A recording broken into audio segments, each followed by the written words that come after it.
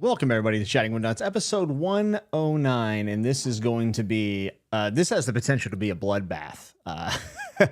The entire episode is going to be dedicated to going over my top 10 books of each year that I've been doing this on YouTube, which is 6 years, believe it or not, 6 full years, so 60 books. And we're going to figure out what I think to be the best year that I had reading here on YouTube. But also, I'm kind of curious to see what you all think would be my best reading year. And I'm actually going to rank them, hopefully. I think I know at least what's the least and the best, the worst and the best. I don't know if worst is a great way of saying it, considering the fact that it's top 10 list, but nevertheless. I wasn't going to do this because I was like, whoever wants to admit they were wrong, but yeah, I mean, I hate myself, so why wouldn't I? I think we're going to have to take past Jimmy out to the woodshed and give him some licks, because as I was looking over something, I'm like, what in the world was I thinking? I don't know if necessarily anything on the lists is that egregious to me. It might be to you. But some of the ordering is bananas. It's diabolical, to be frank. So we're not only going to rank my years and go over them, but we're also going to criticize myself and to think it will be fun, right? I think it'll be fun. But I also do believe that it'll maybe reflect how my tastes have changed over the years, which is worth it to me, at least, as someone who keeps track of what they read. I don't know if you all do that. Actually, that's a great question to kind of start the episode, which welcome, by the way. I would love to know, do you all retrospectively look back at your top lists and for years, or do you guys just kind of keep riding and your taste change, or it isn't a big deal to you? I'm wondering how reflective people are about their reading. I think the general reader just reads whatever is next to their bed or looks cool at the bookshop, and I don't think they care too much, which honestly is admirable. Maybe in some ways I would rather be like that, but I can't help but overthink everything.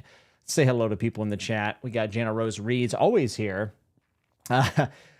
Jedi said, the timing be impeccable AF, my brethren. For real, fam, on God.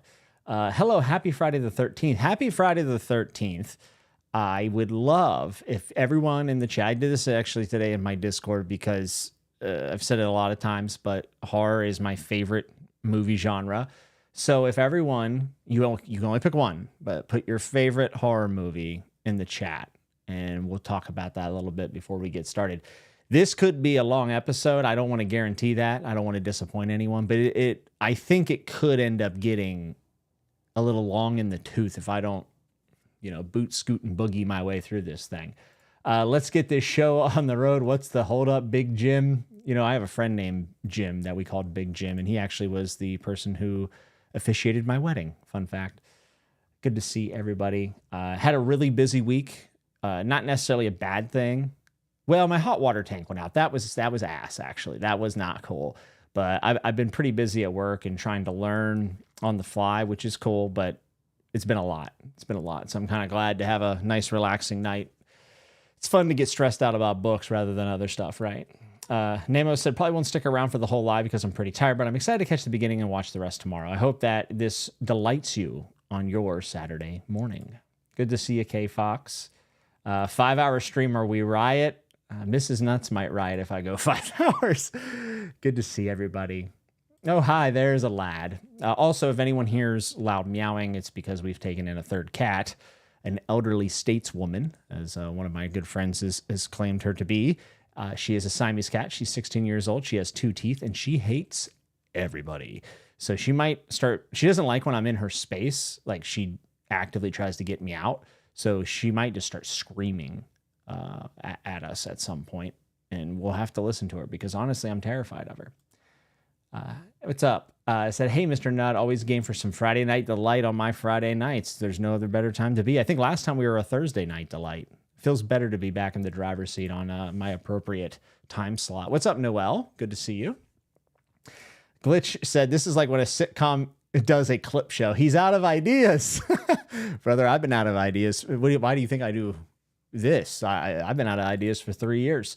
Paloma said, they were great books for you at the time, Jimmy. People change and grow. Yes. And I think that is very much the case, especially for my first list. And I'm going to try, in retrospect, to look back and kind of maybe understand why a book meant so much to me that maybe I wouldn't rank as high today. So, what's up, Evie? Evie, I was just thinking about you. I was like, I feel like I haven't talked to Evie in a bit. I hope she's doing okay. I know Max was going through some stuff, so I hope you and Max, everybody's doing good. So, happy Friday, everybody. Guinness t-shirt. Yes, absolutely repping it. Happy Friday the 13th. St. Patty's Day is coming up. Us Americans will act obnoxious as always about it, and there's nothing wrong with that. My old lists are embarrassing. Don't be embarrassed, okay? As long as it's not like the Turner Diaries, I think you're okay. Everyone grows, Jimmy. No need to punish your past self. Ramus said, hanging out with Chatting with Nuts while I'm at the gym, getting the gains and turning that page. Dude, that is a t-shirt. If I was good at this, I'd make merch that says that and then give you no credit. K Fox said, I don't think I've ever made a top anything list. Kind of cool. Okay. Too cool for school. I like that. Who guy that said, I definitely look back at some of the books I read when I was first starting my reading journey a few years ago and think, I'm not sure if I'd like that so much now, but I loved it when I read it at first. You'll see. I'm very much the same. Bro, why'd you say that so casually? I say a lot of things casually that probably shouldn't be said casually, but whatever it was, I said it with my chest, I think. If anything, visiting old takes shows me I'm still growing. That is a good thing. Sinners. Okay. The Tenet by Polanski. I don't think I've ever seen Tenet. The Exorcism of Emily Rose. Sleeper pick. I love this. This is derivative of Alan's Tournament of Champions of Champions of Champions. Friday Night Delight. Alan canceled Jeopardy this past weekend, I think. Haven't heard from the man in a bit. Bone Tomahawk. Favorite horror movie? Midsommar. Good pick. Very good pick. I thought it was just a hair too long, but a phenomenal movie nonetheless. I put an S tier. Fave horror, that's like choosing a favorite child. Jenna Rose said, I've looked back past years and what I read, but I have really only been keeping track and writing each book down since 2021. I'll tell you what, I regret not keeping track of everything I'd read, obviously through my whole life, but also through like my teenage years, because there's a lot of books that I got out of the school library that I'll never remember the name of that would have been really nice to at least know what I read. Like I can faintly remember things, but I can never come up with the titles. Favorite horror movie for me is John Carpenter's 1978 Halloween. Yes, I did get a third cat. Yes, Siamese cat. This Siamese cat was Mrs. Nutt's cat whenever she was like 13 or 14 years old. When Kelsey moved out, her parents said, leave that cat here. But now Kelsey's parents are moving and they don't have the ability to bring the cat. So we have basically taken her back in. Now Kelsey's rekindled that relationship. So it's kind of nice, actually. And Mrs. Nuts is here in the chat as well. What's the elderly kitty's name? It is Bailey, after Bailey's Irish Cream, because, well, Kelsey was 14. And she's the most beautiful cat I've ever seen. Like, she's a gorgeous cat. And then you want to touch her and you're like, please don't. The Thing is my favorite film. The Thing, that's fantastic pick. Great effects in that. Practical effects. Yes, Siamese cats are very, very chatty. Who guy that said, Jimmy, have you played Claire Obscure Expedition 33? Best stories I've ever experienced. I'm in Act 2, and I'm hoping to pick it up relatively soon. I keep getting distracted, but I love the first act, and so yeah, I will be. Noel said, currently studying abroad in Costa Rica. Got to go eat dinner soon, but I'm glad I can catch your streaming for a little bit. Might have to watch the replay. Excited for Might have to watch the replay. I think you must watch the I hope you're having a good time in Costa Rica, Noel. That's awesome. That's a great opportunity. Very cool. Paloma said, I know it's sci-fi, but it's also horror in space. There's a girl and everything. Alien. Alien's a horror movie, by the way. Yeah. It can be multiple things. I was just trying to pick between Alien and The Thing. I love both of them. I think these are getting a lot of votes. Weapons, I enjoyed that immensely. Is it like Friends where the Siamese cat turns out to be a massive B word? It's very misogynistic of you, Britton. Yes. Yes. She can be quite a handful. I'm sorry, I'm really, really thirsty tonight. Favorite horror might be in between Hereditary, Exorcist, and Alien. Very cool. Just say reading Peaked with Baker and call it a night. We can fold this stream up in a tight bow and you guys can get on your way to watching something better than this. Oh, BellTube. Congrats, man. He's currently not studying overseas in Costa Rica. Very nice. Best horror movie is easily Human Centipede. I don't know if it's best, but it's certainly remarkable. Certainly remarkable. All right. Well, I've tried to avoid this long enough. I guess it's time to name and shame some of my picks from the past. Noelle said I must watch the replay. Excuse me. Yes, excuse you. Excuse you. Britton said, okay, fine. Is she a big meanie? Yes. Yes, Britton. See, we're growing already. All right. Let's get to it. So the first year that I was on YouTube was during 2020, when the world was kind of going through a lot of turmoil. And I said I need to do something with my time. I had actually already planned on doing the YouTube channel prior to COVID, but that did not hurt necessarily. I actually ended up taking like a 2 or 3 month break in 2020 just because I felt pretty stressed out about the whole thing. Whatever. The world was in chaos at that point. So, and still is. But yeah, 2020 is an interesting one, and probably the one I think most people are going to have the most issues with, possibly. It's the one I looked back at and I was like, that's interesting. I was just getting back into reading a lot, and definitely getting back to fantasy. So, all right, I'll just show it. Okay. So my top 10, I got to back up because I'm a little short on these templates, but 2020 was a year of just throwing myself at everything I saw on BookTube, because of course I watched BookTube prior to joining it. And if it got a mention, I was reading it.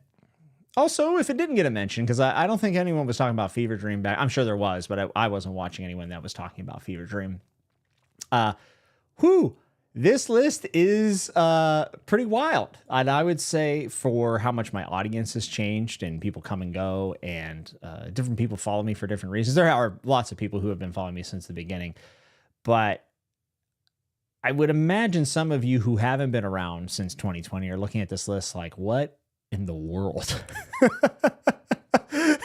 Amanda said sausage fest.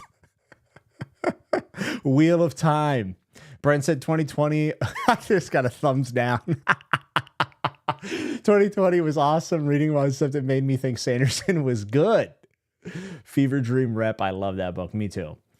Yeah. So these are in order from left to right, from 10 to 1. So my 10th place was Fever Dream. My 9th book was Tyrant's Law, book 3 in the Dagger and the Coin. Fires of Vengeance by Evan Winter coming in ahead of Fever Dream. The Stand by Stephen King. The Great Hunt by Bobby Jordan. Bobby Spanks, as I like to call him. The Dragonbone Chair by Chad Williams. Joe Abercrombie, The Trouble with Peace. Sword of Kaigan by Emma Wang. I can't even remember. And Words of Radiance by Brandon Sanders. And Wrath by John Gwynn. Man, crazy. What happened? I have a feeling I'm going to be insulted by some of my own favorites.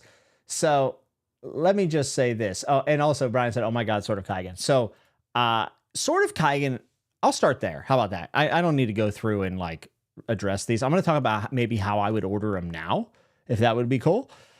Is probably only one, maybe 2 books on here I wouldn't, like I thought were crazy to be on here. Sword of Kaigan actually is one of them. The problem is that I don't know everything I read in that year. I don't have that context because, frankly, I'm not going to go back and look at this moment. So we also have to say, well, maybe this was the strongest out of the poll. I think at the time this was.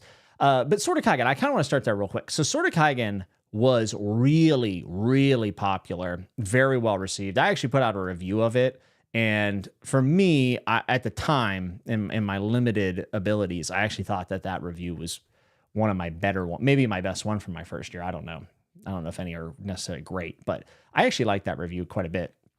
And Sword of Kaigan has now, I think, been read by a lot more people. And of course, when that happens and there's expectations or whatever, some people dislike it. Some people absolutely hate it and think it's a complete utter piece of garbage.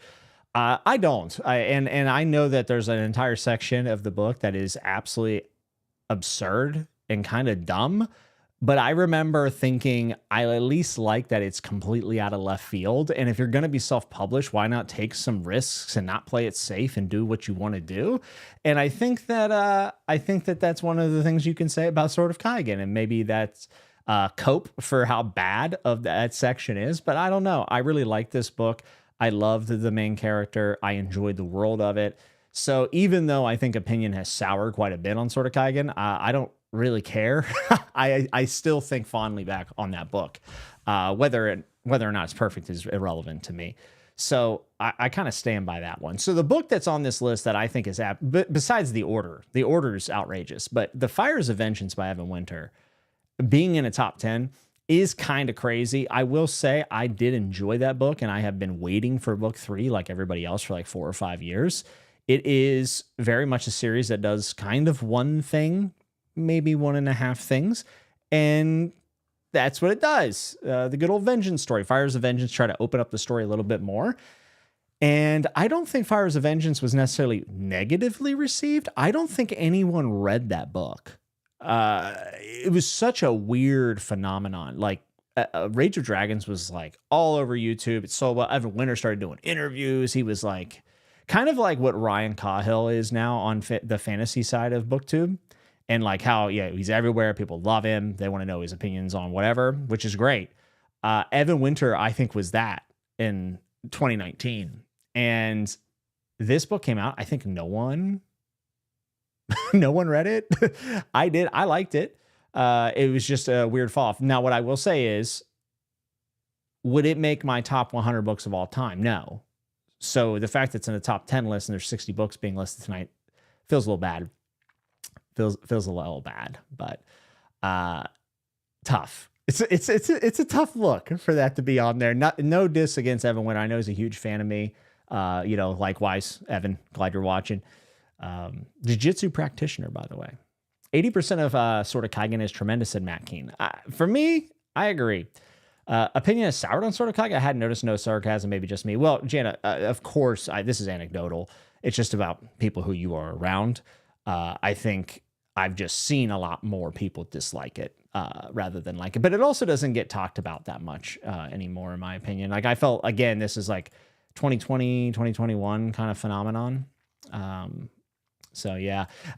Amanda says, very fantasy network. Great list, to be honest, but I love how much your tastes have expanded. And that's the thing. Looking back at this, of course, there's stuff on here that I'm like, that's crazy. The order is outrageous. But this was me. Like, this was me in 2020. And what I wanted to read also. A ton of fantasy, right? It's all on there. Wrath by John Gwynne being at number 1. I'm going to be dead honest with you. I forgot that I made Wrath my number 1 book of the year. And would I put it at number 1 today? Probably not. But what Faithful and the Fallen is a series that is not going to blow your socks off with the most original plot of all time. It's not going to have like beautiful writing in the sense of like Guy Gavriel Kay. It's competent, but Guy Gavriel Kay, there's a lot of repetition in these books too, which there's in a lot of epic fantasy. But for the world state at the time and for the mindset that I was in, and I was feeling so like pessimistic about the world around me, and kind of like where I was in life too, independent of world events in 2020, it kind of came together that I found the online book community as I was reading Faithful and the Fallen.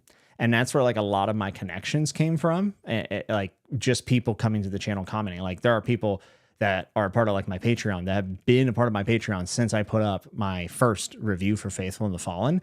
And the reason why Faithful and the Fallen is like so special to me isn't because it's perfect or tremendous or whatever, but it actually gave me like a little bit of hope, because I think the found family in it is really amazing. Like he does these very positive, uplifting monologues, like rallying speeches that maybe some people would consider to be cheesy. And maybe sometimes they are, But in that moment, it was exactly what I wanted. It's probably the thing that I would be most against, you would think, in being in a time of stress and pessimism. But I don't know. It kind of made me feel hopeful and positive, and thinking that, there is good to be done. You just have to go out and do it. And found family, friendship, love, and then finding a lot of people to connect with online that I would have never met otherwise. Like, that's still, it's not lost on me. So for me, Faithful and the Fallen came at the exact right time, especially getting back into fantasy. And if it was not for Faithful and the Fallen, I don't know if I would have continued making videos. So I kind of owe everything over the last 6 years to John Gwynn in some form. He was probably the first thing I covered that really got people to start looking at my channel, which was really neat. And I got to have conversations through direct messages with John. I reached out to him and was just like, dude, these books are amazing. And I remember he was like, I watched your reviews with my whole family gathered around, and we watched your reviews, and it meant a lot to us. And it was just like, oh, wow, like really cool, like really, really cool. I like the sequel series enough, and I like Shadow of the Gods a lot. I did not like Hunger of the Gods, so I never finished that trilogy. It is what it is. But man, there's just a lot involved with Faithful and the Fallen. So I see Wrath at number 1, and at first I'm like, that's pretty wild. But then I think about it a little bit more, and I'm like, actually, that makes a lot of sense. So this is the kind of fun that this brings, like, to look back at those times and to think where I'm at. Like reading The Stand in 2020. Oh my, I don't know. I might have delisted that review. I can't really remember. I started getting a lot of dumb comments on it that I didn't want to deal with. So I remember, I know I blocked a lot of people that commented on that video, but I can't remember if I deleted it or not. Fires of Vengeance was kind of more of the same. Yeah. But I liked it, like that was the thing. I remember the opening scene was sick. Some Okie Dude said, I'm curious on where I'll go, though. It feels like it's building up to something huge. While some big things have happened, I feel like something life-altering will go down. Yeah. I don't remember Fires of Vengeance very well, to be honest. I don't think many people remembered it came out. I've noticed more ambivalence about the Sword of Kaigen in recent years, too, so you're not alone, Jimmy. Yeah, and that's kind of the wave, right? Like, a lot of people like a thing, then more people read it, different tastes, they don't like it. That never really bothers me. It just seems like it's like an obvious cycle for online discourse. Jared, I can't think of a joke, but let's pretend I'm here to roast old Jimbo. Jared, I'm sorry I didn't get back to you this week, man. That's my fault. I was going through it, but we should talk soon. I'll call you soon. Also, I hate you, you're pretentious, or whatever I need to insert here. It was also a booktube darling for what seems like a long time, so it makes sense that more people read it eventually. Some people... Jana, exactly. You took the words right out of my mouth. I stand by my love for Sword of Kaigen and my strong dislike for Rage of Dragons. Yo, if you don't like Rage of Dragons, I get it. It's anime. It's just straight anime. It's revenge anime. Sword of Kaigen is legit. I gave it to my mom to read, got her to cry. I believe that book made me pretty emotional. Evie said, what a great way to change the perspective. Instead of tastes have changed, tastes have expanded. For sure. So, also look at this list, right? You got some obvious ones like Joe Abercrombie, Brandon Sanderson, but you do have Evan Winter on here. You have a Daniel Abraham book that 7 people have read. Brandon Sanderson here. John Gwynn's here. So I want you to think about the fact that this year, Catching Fire just came up on my holds at my library. Finally, I'm going to be able to continue Hunger Games. Anyways, so you're looking at Wrath in this number 1 position. In 6 years, we went from Wrath to the Remains of the Day, or The Deluge by Stephen Markley. Like, what? How did we get here? I think that's awesome. Like, watching that path, you would never expect to get to that destination, I don't think. Dylan's Book Nook says, can't wait to see Jimmy's taste change watching this time capsule of these top 10 from 2020. I've only read 1.5. Wow.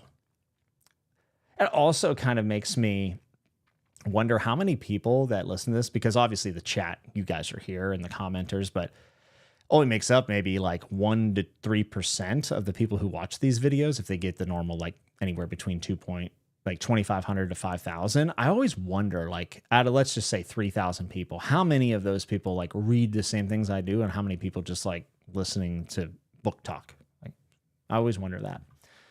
Everyone was trying to escape 2020. I think everyone should get a pass. At least you were reading. I hit a reading slump that lasted well into 2021.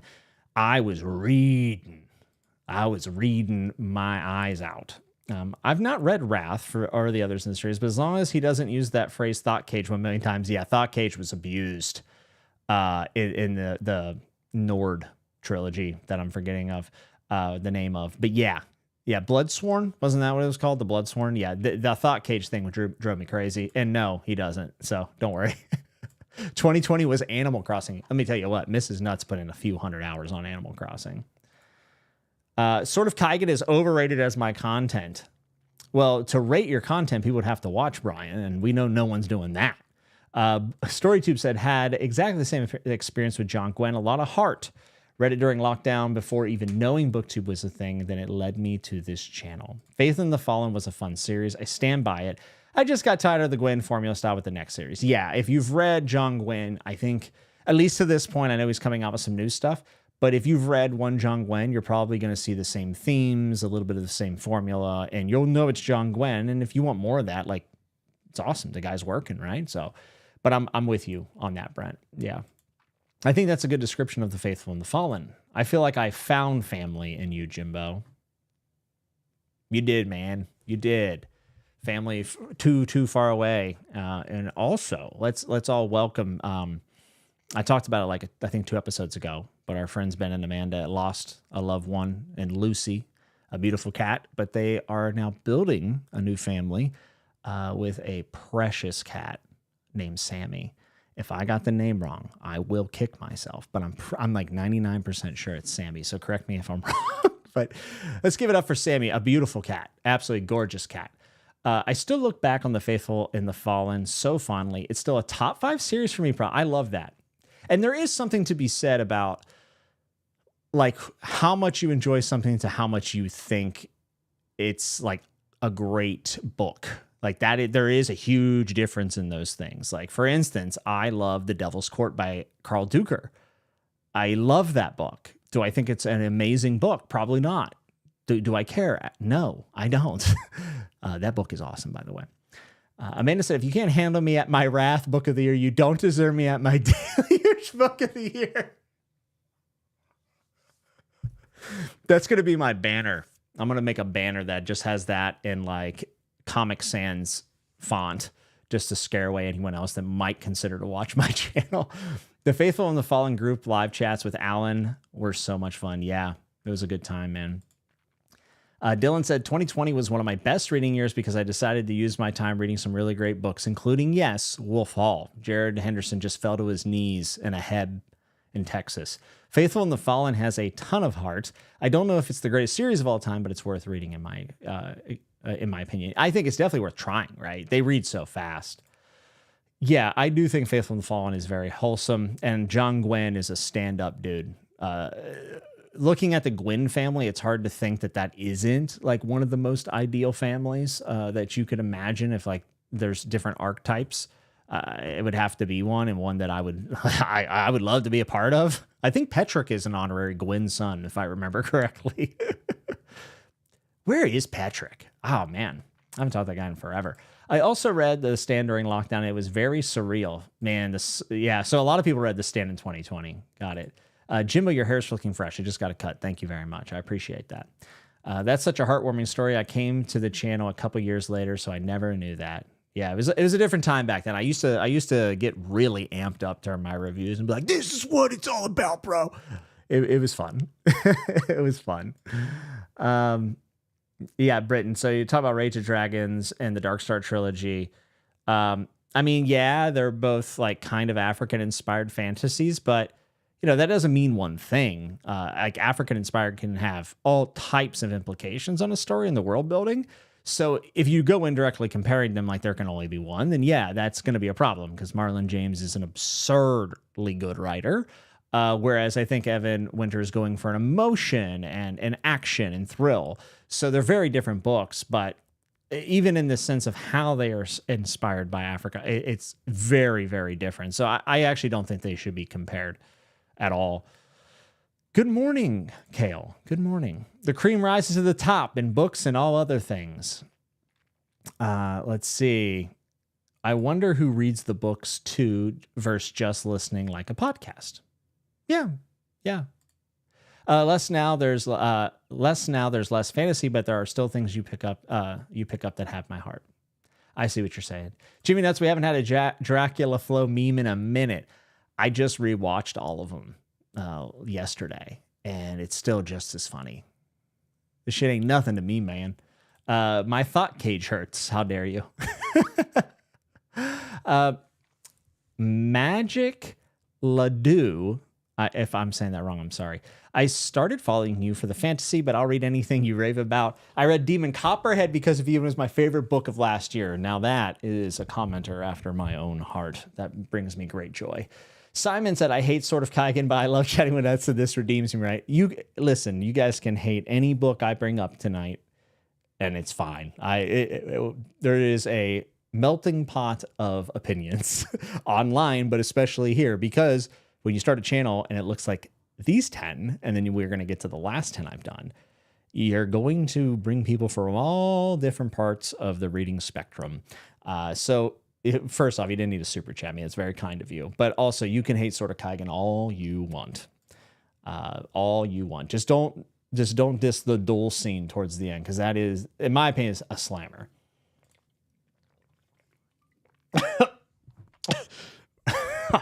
Oh, man. If you got the name wrong, let Jordan kick you. No, you're not getting... Oh, my God. This is what I get for trying to talk about a new cat. My God. Ryan said, Rage of Dragons aged like milk for me. When I first finished it, I thought it was great. With distance, the flaw became apparent. Apparent, or did people gaslight you into believing it? It's a good question, right? The Banished Lands were a cozy escape from reality. Violent, yes, but something about this character work was really fun to follow, and I always wanted to keep reading. Yes, and it also has a lot to do with prophecy, which I still am a huge fan of in my fantasy books. So this list is bringing back memories, right? I'm sorry, by the way, the chat is over the list. It is what it is. Getting these templates to work out with the overlay, it's hard. It's really hard. Oh, thank you, Noel. Said you're so well spoken, Jimmy, for real. Thank you. I appreciate that. I think doing this for 6 years has definitely helped me get across what I'm thinking, or to be able to admit that I can't figure out how to vocalize what I'm thinking. And that still happens a lot, for sure. Daniel said, yeah, I've read both Darkstar and The Burning, and it's definitely apples and oranges. Yeah, I agree. They must have amnesia. They forgot because they forgot I'm him. I mean that the Darkstar books blew my head open so wide I'm unsure that how any other African-inspired fantasy could compare. I don't really understand this statement. Like, it just sounds like there can only be one, and I think that that's odd. Like, for instance, if you read like a Roman-inspired fantasy, and with Rome, I mean, there's about a zillion things that you could do with it. If you love, for instance, The Will of the Many, and you were like, I could never read I, Claudius, the historical fiction, because I'm not even sure if people weren't on the internet, they would even know that it's African inspired. Like, we only know that because we're engaged online. So someone would not think that if they just picked up the books. Like, I'll be honest with you, I just think it's a nonsensical comparison in some ways. I'm not being mean or saying you're nonsense or anything. I'm just telling you, like, there's like, you would never even think to put them into the same category. They're so very, very different. Rage of Dragons is definitely solidly into genre fiction. What's up, Andrew's Wizardly Reads? I'm late. What books made the list? Well, so far, I'm going over my top 10s from every year on YouTube and just making fun of myself and trying to reorder them in some fashion, but Kyle said, I can't stay long, but I'm here to watch Jimmy try to defend John Gwynn. Yeah, I already did. All right. I already did. Okay. David said, just caught up, looking forward for hearing you talk about The Great Hunt. Okay. Such a conflicting book for me, and I bet you as well. Great atmosphere, great climax, character behavior had me cringing. So independent of the character stuff, because I never really ended up falling in love with characters in The Wheel of Time, which is probably why I stopped reading the series, though one day I'll finish it. I can say that until I'm dead, and it's still true. It's like Georgia Wins a Winner, kind of. So with The Great Hunt, it has one of my favorite fantasy scenes of all time. It's a Here Comes the Cavalry type deal. It's probably my favorite implementation of that. I think it would be up there with another one I'm thinking of that I won't say because of spoilers. But The Great Hunt is sick. I would say it's my favorite Wheel of Time book. It doesn't mean much coming from someone who doesn't love the series. But despite how my opinions changed of the Wheel of Time as I went through it, I still stand by. Like, I would still probably put The Great Hunt in my top 10 books for like 2020. What I read in 2020, not today, but in 2020 for sure. Yeah, I'd put that in there. I had a great time reading it. And also it's the book where you start to get a little bit more of like what's going on in the lore. And it's dope. Like it is epic fantasy, like real epic fantasy. So I think it's awesome. Andrew said, Kyle, Faith of a Fall is good. Everything else though is rocky. There's a lot of rocky stuff here. A lot of rocky stuff. Unironically, Wrath is by far the book I like on this least, Joe. Damn. Okay. Though I will say this about Wrath. I think if I could redo it, I would put Ruin in this slot. I really liked Ruin probably the most out of those. StoryTube said there are a billion medieval Europe fantasies. Very good point. Actually, Rome probably wasn't even a good example there. Daniel said, Evan Winter is just writing standard fantasy adventure with a reskin like many, if not most, fantasy authors do. He just happened to use African-inspired elements, and that reskin, Marlon James, is doing something very different. Yes. Yes, sir. I think, okay, yeah. Ben said, also love The Faithful and the Fallen I read it around the same time, made me feel gripped to the page like I was a kid. Yes. I agree.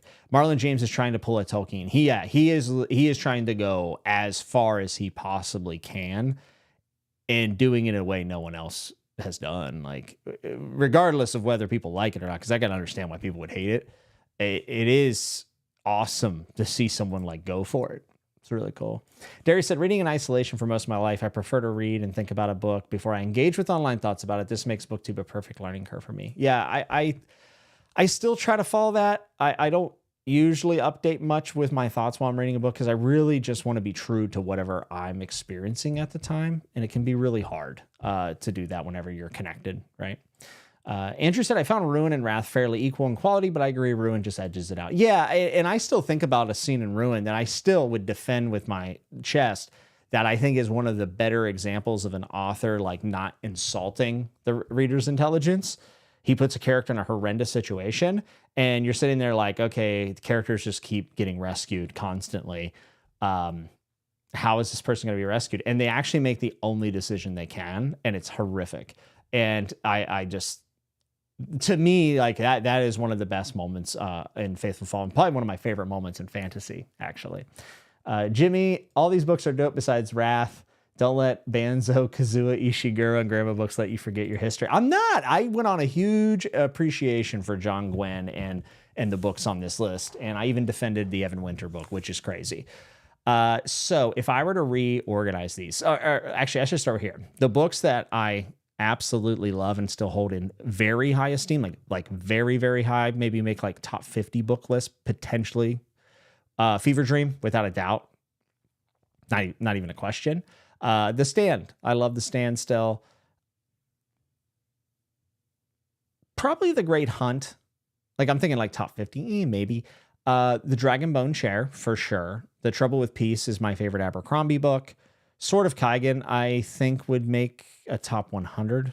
So I still love the book. I already talked about it. Words of Radiance by Brandon Sanderson. As much as crap as I give Sanderson, I still think Words of Radiance is one of my favorite all-time Stormlight books. And whenever I was doing the reread podcast with Christian for Lost in Roshar, if anything, I think I had credited a lot of Words of Radiance to Way of Kings in my memory because they all kind of blend together. And if anything, my Way of Kings opinion has shrunk, whereas my Words of Radiance appreciation has actually went through the roof. And I do think Words of Radiance is the best book of that series, which I did love at some point. So Words of Radiance still stays up there. And then Wrath, right? I kind of already talked about that. So if I had to restructure these, like I'm not going to do like a pure top 10, right?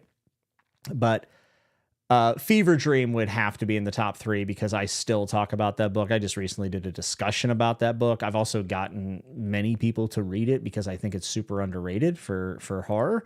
The Stand is an all-timer. Dragon Bone Chair, Trouble with Peace. Yeah. Fever Dream being 10th is insane. Let's be very clear about that. And I also haven't really highlighted Tyrant's Law by Daniel Abraham, mainly because one of the things on my screen is covering it. But I still love Dagger and the Coin. It's one of those fantasy series I have the most appreciation for. So yeah, Fires of Vengeance probably wouldn't make the list if I redid it. And I think my top 3, if I had to pick again, 1 would probably be Fever Dream. I think 2 would be The Trouble with Peace, and 3 would probably be Dragon Bone Chair. And one thing I do remember from 2020 is that I read Dragon Bone Chair like 3 days before I made this list. And I think I remember saying something along the lines of, if it wasn't so recent, it would be number 1. And the only reason why it wasn't number 1 is because I didn't want recency bias to affect it. Well, it's been 6 years, and I can tell you that the Dragon Bone Chair is, in my opinion, excellent. So those are probably the top 3. I would say that The Stand might have to make that top 3. It's tough. It's tough. And by the way, seeing how much I'm struggling to re-rank them does say that at least I picked books, most of these, in high esteem. But I do think the order is insane. Like, there's no world where I would put Sword of Kaigen in front of Dragon Bone Chair or Fever Dream. Like, Fever Dream would probably be number 1 if I had to pick. So, all right. Let's just go through this real quick, this chat, and then we're going to jump into 2021 because that already took 45 minutes. We have 6 years to get through, folks. I'm looking forward to starting Faithful and the Fallen. I finally have them on my shelf. I hope you enjoy them. Jimmy, you know what fantasy book goes for it too? Your number 1 book of 2026, The Spear That Cuts Through Water by Simon Jimenez. What an infomercial. What an infomercial. Andrew said, the further I get away from Sword of Kaigen, the less I like it. It's got a great themes, and outside a few scenes, it's losing a lot of its allure. Yeah, and also just like with how many people I think have pointed out things wrong with the story, because there are things wrong with the story, I think it's not shocking to kind of look back on and be like, yeah, maybe there was more wrong there than I gave credence to. But the reading experience when I read it was phenomenal. Also, it was my very first self-published book, and still one of my favorite self-published books, if I had to say. Daniel said Marlon James is way, way better than Evan Winter, but I would likely recommend The Rage of Dragons to a lot more people than Darkstar. I flat out wouldn't recommend James without a major content warning. I agree literally with everything you said. This live is going to be a nice trip down memory lane. Yes, it is. Yes, it is. The Trouble with Peace left me feeling hollow for a good while. The tower scene was so dread-inducing. I love that book. I love all of Age of Madness, and I do think Trouble with Peace is probably better than Wisdom of Crowds. I don't love Words of Radiance anymore, but for the most part, still enjoyed it. Yeah, I mean, there are just some scenes there, like with the adaptations potentially coming from Apple TV. There's a scene in Words of Radiance, which if you've read it, you would know what it is. Like, I need to see that on the screen, and they can't mess it up, because if they mess it up, that's like one of those scenes. It's like Dunk and Egg. They had to nail the opening scene for me to feel like the show would be successful. They did, obviously, over at HBO. So let's hope that they can land that at Apple TV, which they probably will. You could edit Faithful Fall down into a really strong trilogy. I feel that. Yeah, Rage of Dragons is more approachable, Britain. It certainly is. It's a little bit more of run-of-the-mill kind of story vengeance, but I'm a sucker for a training montage. I love Rocky and all of those things, so that makes me happy, Kyle. Kyle said, Jimmy was the first person I knew who read Fever Dream and made me consider finally reading Non: A Song of Ice and Fire, George. That means a lot, man. That actually means a lot to me. This channel is all about all kinds of reading, but I mean, the really mission I made this channel because of George R. R. Martin. And I just think his other works are so brutally underrated. But thank you. Just from like a George Stan perspective, that makes me very happy. Is Fever Dream at 10 because nautical fantasy? No, it is not. And in fact, the tugboat or the steamboat stuff in there is sick, especially because I went to New Orleans this year, and then seeing like some of the inspiration in that area for what George did. So cool. So awesome, man. Putting Fever Dream above Trouble with Peace and The Stand is crazy work. It wasn't in, maybe you agree with me more in 2020, but for me, I really do love Fever Dream a lot. And that's the fantasy part of the show, ladies and gentlemen. No, Brian. There is more to come because the next year, 2021, was the year I lost my mind and went for it all. I think I got like obsessive about reading, and I was just so excited to get to everything. And, you know, that's partly FOMO, but it's also I like a good challenge. So glad Jimmy's moving Fever Dream to number 1. That's one I've read. It's pretty good. Too many flipping series, man. Yeah, well, wait till you see 2021, dude. Wait till you see. All right, I got to dip. Put the kids' baby back. I hope everything goes well. I know kids can push back a little bit. My first self-pub with Severed Echoes, get wrecked. All right, that's fair. All right, let's move on here to 2021. Oh, okay. Jana Rose said, if you should look at these books list as you rank the books with how they made you feel at the time. Yeah, exactly. That's what these top 10s are. My lists have never, ever been anything but subjective. So when you're seeing these lists, this is 2020 or 2021 me and what I felt, right? I'm just looking at it now with how things have changed. 2021 was ridiculous. What was I doing? Did I breathe? Did I sleep? This is the year I did Dark Tower, Realm of the Elderlings, and Malazan. And I hadn't finished Malazan in 2021, but I think I was on book 8. No, I was on book... I think I was on book 8. Isn't that crazy? So this one's wild. From 10 to 1, number 10 was Piranesi by Susanna Clarke. Number 9 was Hyperion by Dan Simmons. Dune by Frank Herbert. Wisdom of Crowds by Joe Abercrombie. Warrior Prophet by R. Scott Baker. To Green Angel Tower by Tad Williams. The Fifth Season by N.K. Jemisin. 11/22/63. The Bone Hunters by Steven Erikson. And Assassin's Fate by Robin Hobb. What a ridiculous year this was. And easily the year in which I saw the most people come to my channel and like the most interest was shown. Because when you're covering stuff that's like, you know, this popular, of course, more and more people are going to want to see it. But listen, 2021, I got to say, I was reading, I was cooking, and I'm pretty proud that I had enough stamina to hold in my brain R. Scott Baker, Robin Hobb, Erikson, Hyperion, Dune, finishing on Abercrombie. Like what? Oh, also To Green Angel Tower, like one of the longest books of all time. It's crazy. It is insane. Piranesi, I think, still stands up. In fact, I kind of want to see something. I feel like I recommended it to a friend recently and they came back and loved it, but I don't want to be wrong. So let me just see if I'm right.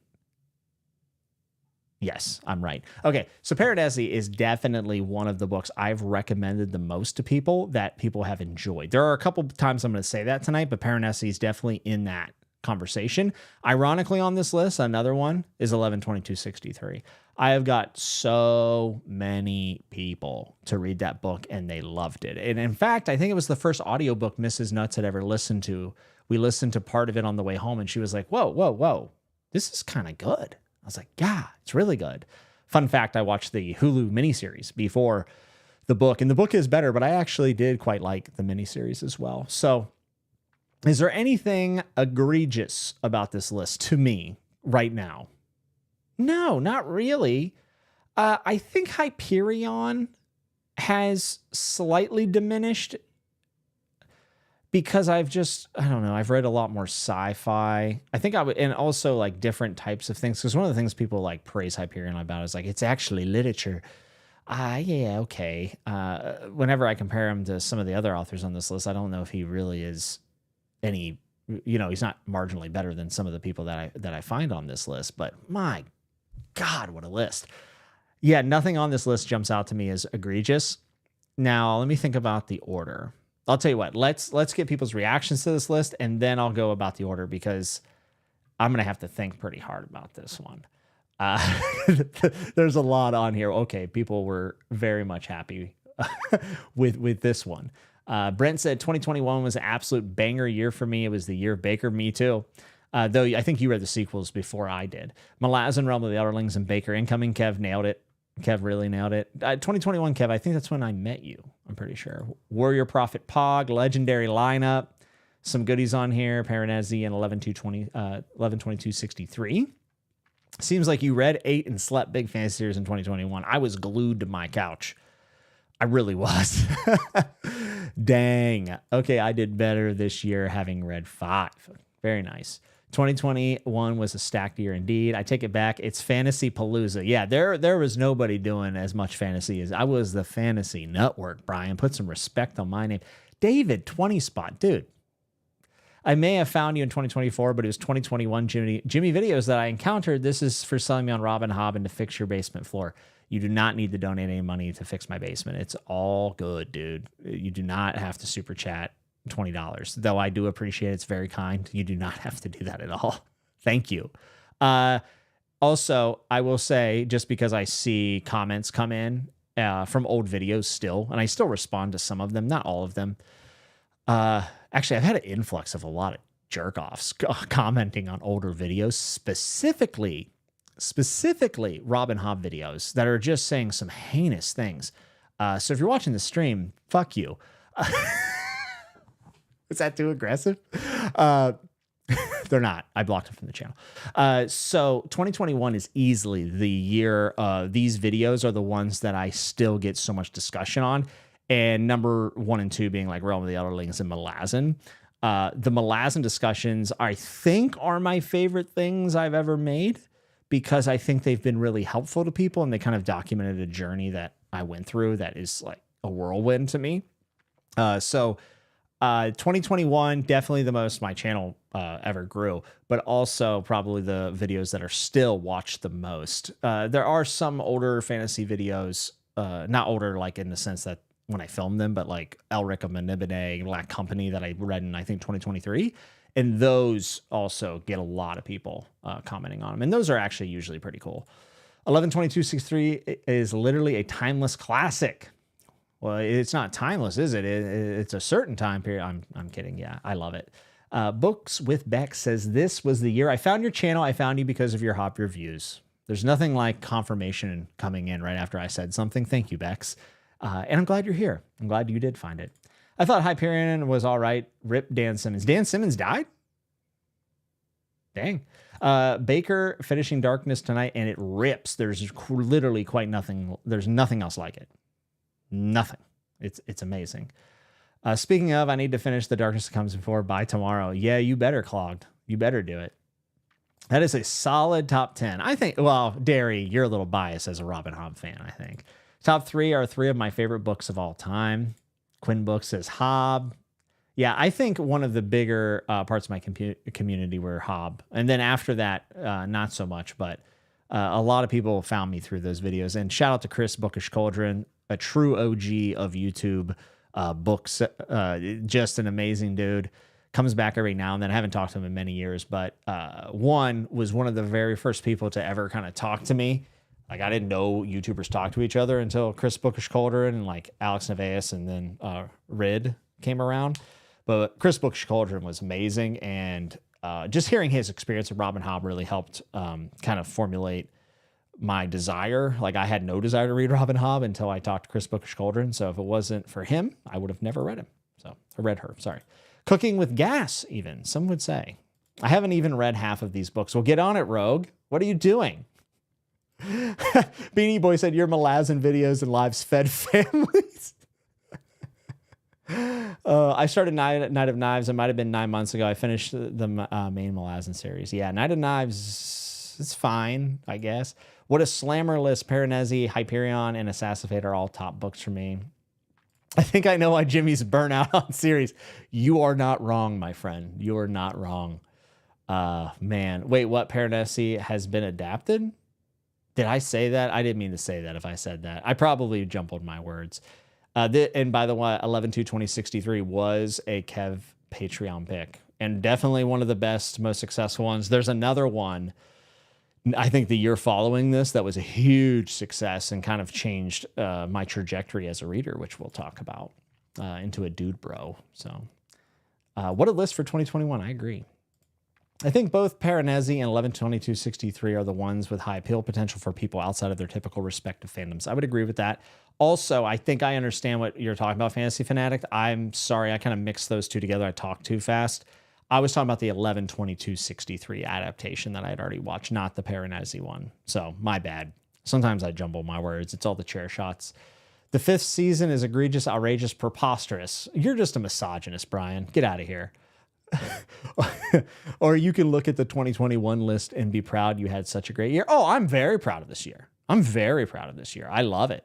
We're going to pick the best of the 6. This has to be in the running, like early favorite for sure. I think 2020 might have to sit at the bottom potentially. We'll have to see. This was the year YOLO and I were still just creeping. And then just a few years later, I'm eating breakfast in your kitchen in Dublin. How amazing. 2021 was my Stephen King year, 36 books, 29 of them being Stephen King. That year got me back into reading. It's awesome. Hob is the queen. Fuck off. I wasn't saying people who don't like Hob. I'm saying people who are rude and say very just treacherous things. Those people can buzz off, right? I like aggressive Jimmy. You would have loved me in my early 20s. Bit of a hothead back then. I've read less from 2021 than 2020. I think it read 8 out of 10 in 2020. Only 4 of these. Well, there you go. Banger year, the year I found you. I read 8 out of 10 of these. What an era. Yeah, one of it's just funny. You have random memories that stick out. And I guess this is just turning into a retrospective stream. But Amanda, the first time I can remember interacting with you is during the Rain Wilds chat. And I was like not big on Rain Wilds. And every single thing I did not like about Rain Wilds, Amanda was like, I love that. And she was in the live chat. And it was just so fun because we disagreed, but it was completely cordial and quite funny, to be honest. And lo and behold, it turned into like a really awesome friendship that's grown over the years. So just another example of how thankful I am for the experience that I've had, but also like you can disagree with people and have a great time. It can be very, very fun. Yeah, F them, whoever they are. K Fox, I followed you for the first time. You had Alan on, I believe. No idea what that year was. Alan entered one of my Chatting with Nuts chats and was being Alan, and I didn't really know how to handle Alan at the time, so it was kind of pissing me off, and he was like crapping on Dance with Dragons, and I was like, all right, if you think Dance with Dragons and Feast for Crows so bad, you should come on, and I'll tell you why they're not. And then I brought him on, convinced him they might not be bad. He actually wanted to reread by the end, and we became best friends. And now Alan actually is rereading A Song of Ice and Fire, so he'll get to Dance with Dragons probably in 2057. I think that's when my 401k matures, I'm pretty sure. So probably around then. Dan Simmons died the other day. That's crazy. His final words were, Philip is the Shrike. Oh my God. Fun fact, YOLO found you first. She was reading Hob. It does not surprise me. Carlos was too busy watching comic books. I love parts of Hyperion, not as much as of a lot of people. There's definitely parts of that book I still think are phenomenal. I just don't know if I hold it as high regard as I once did. Some people found me because of Gurm. That always makes me happy. Was going to say watching Nuts, but I decided against that phrasing. Good morning, Christy. Good to see you. Shots fired over here. Piranesi is getting a stop motion adaptation by the guy who did Coraline. Is that true, or are you trolling me? Because I am gullible. If that's true, that's really cool. Dark Lord Nuts. I've read 17 of 20 books so far. God damn. To be fair, our friend Ben here is one of the most well-read people I know. So I can't tell you how many friends I've made from arguments. Yeah, it's the best. Okay, so let's talk about like moving books around. Piranesi would get shifted way over. I would probably put, maybe not way over. I would put Piranesi in front of Dune, Hyperion, and Wisdom of Crowds. The Warrior Prophet would probably go above the 5th season and to Green Angel Tower, though that's really tight. I stand by the top 3 still. Bone Hunters and Assassin's Fate was like a 1A, 1B type situation, and I don't see a reason to go against myself, especially remembering Assassin's Fate and what it did to me. Just also, what a journey. What a journey. It's like actually the series I'm maybe the most afraid to reread because I don't ever want to replace what I had in that first read, if that makes sense. Whereas Malazan, I'm like dying to reread all the time. Dune is better than Hyperion, in my opinion, just my opinion. I think I would probably put Dune above Wisdom of Crowds. I think it would be like Hyperion, Wisdom of Crowds, Dune. I would go 5th season, Piranesi, to Green Age Tower, Warrior Prophet, 11/22/63, Bone Hunters, Assassin's Fate. So not crazy. And I feel pretty good about all of these books, to be honest with you. Like there's nothing here that I feel, I'm not going to use the word embarrassed, but shocked by or like find it funny. I think all these are solid. So, Skyward 7 said, I was just rewatching episode 100. Let's be very clear about this. I peaked. Like I peaked. That's me in a Letterman jacket. You know, I'm the guy who peaked in high school. Episode 100 was the peak. It'll never get that good again. We're kind of just riding off that high until the wheels fall off, and then I'll, ride into the sunset, hopefully on Alan's back, if possible. I would love to put spurs in Alan's ribs. Though I don't think he would be able to carry me after he got hit by a car. K-Fox said, I think I'm at 3 of 20 so far. Damn. Oh, actually, it's 4 of 20. That's wild. Crazy that Dark Tower couldn't make the list. Makes sense. Yeah, I'd only do one author, or I probably would have had at least one of the Dark Tower books on there. I think Dark Tower as a whole is what's in my mind, way less so than any of the individual books. If anything, there's individual books that piss me off in that series. But if I take the whole thing, yeah, the Dark Tower's, Eddie Dean's one of my favorite characters of all time. Dune is a strong contender for my favorite standalone book, to be honest. Yeah, I liked Messiah, and I started Children of Dune. I need to actually go back and finish that at some point. But man, I still love Dune, and yeah, it's written very dryly. I get it. It can be a little much. The time jump in the middle is a little weird, but I don't know. I really like what he did there, especially with Arrakis. Episode 200 is going to be peak. I promise you there is no way I'm around for episode 200. I don't see that happening, but maybe. Never say never. I should know this. The 5th season can go in the 7th chapter of the Bone Hunters. A lot of books could go into that. So 2021, I don't think I have as much stuff to go on about retrospective and defending any of this stuff necessarily. But definitely one of the more ridiculous years. I think this is probably the most iconic and probably the year that still has like what built the core of the channel, not like the early people or the newer people, but like the real core is probably this and maybe the year following, I would say. Skyward said, that is true, but I do rewatch most episodes, so keep it up. Well, thank you very much. I appreciate that. I am always shocked by how many people rewatch those episodes because they're just so long. So I do appreciate it. Thank you. I've only read 5. Well, that's cool. There's a lot of people here with different tastes. I like that. Episode 200 put Jared on trial. I hope to put Jared in a Shark Tank in episode 200. Jared's going to be far, far too famous to talk to me by that point. Warrior Prophet, the Bone Hunters were phenomenal rereads. I can only imagine. Let's go to 2022. I believe, was 2022 the year where I stopped doing dedicated reviews all the time? I think it was like halfway through 2023. So this is an interesting one.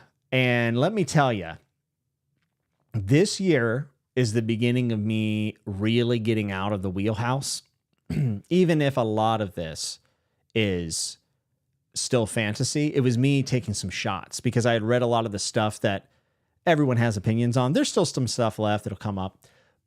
But I started kind of branching out a little bit because I wanted to find something that was new and fun. And then I ended up getting a Patreon pick that quite literally changed the way I read, changed the things that I was interested in reading, and opened my eyes. And I know that a lot of people say, well, I've been like that since day one of reading. Well, not me. I think when I came back to reading, I had a very good idea of what the kind of stories I wanted to read, and they worked phenomenally. But once I was able to see that books that may on the surface appear to be dull or boring could be more, it really just changed everything. And also I was like, dang, books can be like short. That's crazy. As you saw in my previous year, that was not happening. And there are two things on this list that are very short that are awesome, in my opinion. So 10-1, we have number 10 is Hellmouth by Giles Christian. And then we have The Shadow of the Torture. Correct me if I'm wrong. The overlay for me is over top of it. I think it's The Shadow of the Torture by Gene Wolfe. Yeah, I'm pretty sure. Perdido Street Station by China Miéville. What a pickup there. Howling Dark by Christopher Rocchio, Sun Eater Book 2. Fire and Blood by George R. Martin. A Wall of Storms by Ken Liu. Stoner by John Williams. The Crippled God by Steven Erikson. Blood Meridian by Cormac McCarthy at 2. And number 1 was The Great Ordeal by R. Scott Baker, when I think that this was the year where like everyone's like, oh, he's reading my favorite book. And then it started to get into like The Great Ordeal. What is that? And then from here on out, I think I just end up, my favorite books of the year tend to be books that most people have not read or heard of. No one talks too much about the Baker sequels except for a few of us diehards. They're actually even kind of hard to find, funny enough. This list, just looking at it, there's definitely going to be some changing in the order, without a doubt. And I would say everything that's on this list pretty much deserves to be on this list for the time in which I read it. I don't think any of it's insane. I do think I would change my Malazan pick. I'll just get this out of the way. I think if I had to pick, man, I don't know. Maybe this is me just being a contrarian. But I think I might put Dust of Dreams instead of Crippled God. Toll the Hounds. I'd put Toll the Hounds. I put Toll the Hounds here instead of Crippled God, maybe. Those last few books kind of all blend together for me, but that's kind of how I feel about that. I feel pretty good about this list, actually. Maybe the Baker books could be moved around, but The Great Ordeal was mind-bending. And also during this video, when I did this top 10, it was one of my favorite videos I've ever made because I did the head on the pole behind you, which all above 700 people would understand that reference, which I thought was pretty amazing. Oh, guys, I'm sorry. That's not Shadow of the Torturer in number 9. I'm so sorry. It is Tombs of Atuin by Ursula K. Le Guin. Yeah, guys, so here's the reason why. I have a screen that I look at, so I'm not constantly doing this because it hurts my neck, and also I think it looks weird if I'm talking to you like this. And there's a button, and it's literally right over number 9, so I have a really hard time reading it. And that text is also very small. The screen's like this big. So it's Tombs of Atuin. Shadow of the Torturer is not on this list. So let's get the reaction first. Just my opinion of this is like, wow, this is where I became kind of a prototypical dude bro. I do think I've branched out since then too, but you could kind of see a little bit of stuff trickling in here, and then led me into not just literary fiction in class or whatever, but it also led me into crime and thriller and everything else. So, all right, let's take a look. 8 out of 30. I've only read 3 of these, but those 3 are some of my goats. 25 of 30. I promise I'm not a coffee cat. Wall of Storms is my book of the year so far. Oh gosh, I've only read 2 of these. This is the beginning of the grandma era. I feel like Stoner was a turning point. You were correct. 2022 was your Stoner era. And let it be known, before Philip and Joanna and Murphy and Alan, I got Alan to read a book. Do you realize how hard that is to do? I got Alan to read a book about a teacher. That is one of my greatest accomplishments in the book community, I think. Damn, I've only read Howling Dark and Hellmouth out of that list. Brent said Hellmouth is awesome. Then you realize there's almost nothing else like it, especially the author's other works. I've not tried anything else from Giles Christian. Giles Christian. I bought a bunch of his books, and then I heard that they weren't I was expecting or hoping for Hellmouth adjacent things, and that is not what we got. I still think Hellmouth is one of the most atmospheric, dope novellas that you could read. It is so sick. Bohemian horror with knights. I mean, how good does that get? I should reread that next time I have a flight because it takes no time. This is, I almost choked. This is the most dude bro list I've ever seen in my life. Where's Steve Donahue in the chat? Yeah, where is Steve? 13 for 30, 6 for 20. Dang, I've only read 3 from this year. The count is just going to keep dwindling. Okay, and then people corrected me. Thank you about Tombs of Atuin. Stoner, the year of the pivot. I think I listened to Hellmouth because of your recommendation that year. Can you tell me if you liked it? Because that is very important. Britton said he read all of Baslag books in 2022. That was a hell of a journey. It sure is. Tombs of Atuin. So happy to see that. Stoner, Blood Meridian, Howling Dark, Great Order, Holy Red Flag. What's wrong with a Great Ordeal? I did not mean there's a head on a pole behind you. There was a piece of footage that I didn't put in that video, and it was a shot of the back of my head and my voiceover saying there's a head on a pole behind you. So it like went this way. Didn't use it. Jimmy disrespecting Le Guin. Was 2022 your first time reading Fire and Blood? Yes, it was, BookTube Advocate. It was. And I've reread sections of it since, but I've not reread it cover to cover, which is the only A Song of Ice and Fire related project that I've not read back to back to back to back. The Crippled God, only one I read. For a second, I thought you meant in Malazan, and I was like, that's crazy. But then I realized I'm a moron, and you mean from my list. Stoner mentioned, where's Joanna? I thought she automatically appeared whenever Stoner is mentioned. She'll be here shortly. So you figured out the BookTube game. Start with the popular books, move into unknowns. I'm taking notes. I would suggest sticking with the popular books if you would like to be a good YouTuber. Because once you start reading The Great Ordeal by R. Scott Baker and The Scar by China Mieville, people really start to lose interest in what you have to say. I do recall you said that in Fireblood would be higher if not for some reason. I'll give you the benefit of the doubt. I'll be honest with you. I try to not be biased towards George R. R. Martin, but I'm past that. I don't care. I don't give a shit. Fire and Blood's probably going to end up being in the top 3 when I reorder these. We'll see. I do not think it's better than The Great Ordeal. I can tell you that. I hope Crippled God moves up. Krupp would approve. Perdita was my favorite book of that year. Toll the Hounds. Boulevard of Broken Dreams is the best Malacid book. Sam said Great Ordeal is my second favorite Baker book behind only Warrior Prophet. Absolutely insane reading experience. Nothing like it. There is nothing like it. This is still a solid list. I'm proud of this list. I like this list. These are a lot of dense books too. Stoner led Jimmy into a life of crime confirmed. The Great Ordeal is so wild. Do you shit when you shit? Yeah. What in the world was that all about in that series? My Stoner era is ongoing, but I've never read John Williams. So if Stoner started your literary era, then would you say that weed is an entry-level drug? That is quite funny, actually. Your accomplishment is that Alan loved the book you got him to read. That is truly not easy. Alan has loved every book I've ever got him to read. He'll tell you that true. Hellmouth was an experience. I found you with the head on a pole behind you video. It stayed with me for several days. Rodrigo, I love hearing that. That makes me so happy. I tried to read Giles Christian's Arthur series, and it was cheeks. Yeah, I've heard it's not the best. Hellmouth slapped hard. Loved it. What's up, Andre? Good to see you. I hope you're well, too. I appreciated Hellmouth. Can't I say I exactly enjoyed it? That's fine. That's fine. I could read Starter 5 times instead of Empire of Grass. Right now, Epic Fantasy can suck up so much time, but I can't stop. Empire of Grass is awesome, though. Swamp Juice said, once you started getting more niche, I actually was more into what you had to say. Everyone says the same things about the same things.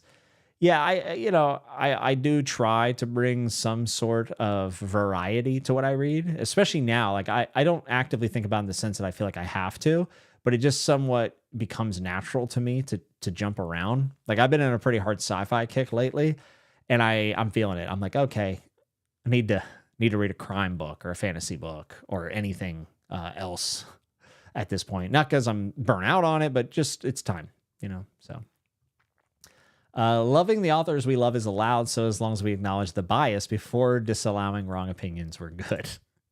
Every Man Reads It. I haven't read a book with more than 10K ratings in like 2 months. People are missing out, man. You're still trying to get me to read Clarissa. We got beef. Amanda said, the only book better than The Great Ordeal is perhaps The Stars, Jimmy Reed, Terra Ignota. That is my rainy day series. Like when it's all coming crashing down, I get laid off and Mrs. Nuts leaves me, then it's time. That day's coming. I can tell you. I can hear Mrs. Nuts downstairs now just grumbling. She's very mad. She's not. She's wonderful. That quote stayed with me. Oh, you're good. At least Kygan isn't on this one. Shut up, Brian. Who invited you here? Tickle Me Kelmomus is quite the name. I accidentally stole my copy of Stoner from my high school library. Cooper, I will not tell a soul. I will not tell anybody because I think that's admirable of you.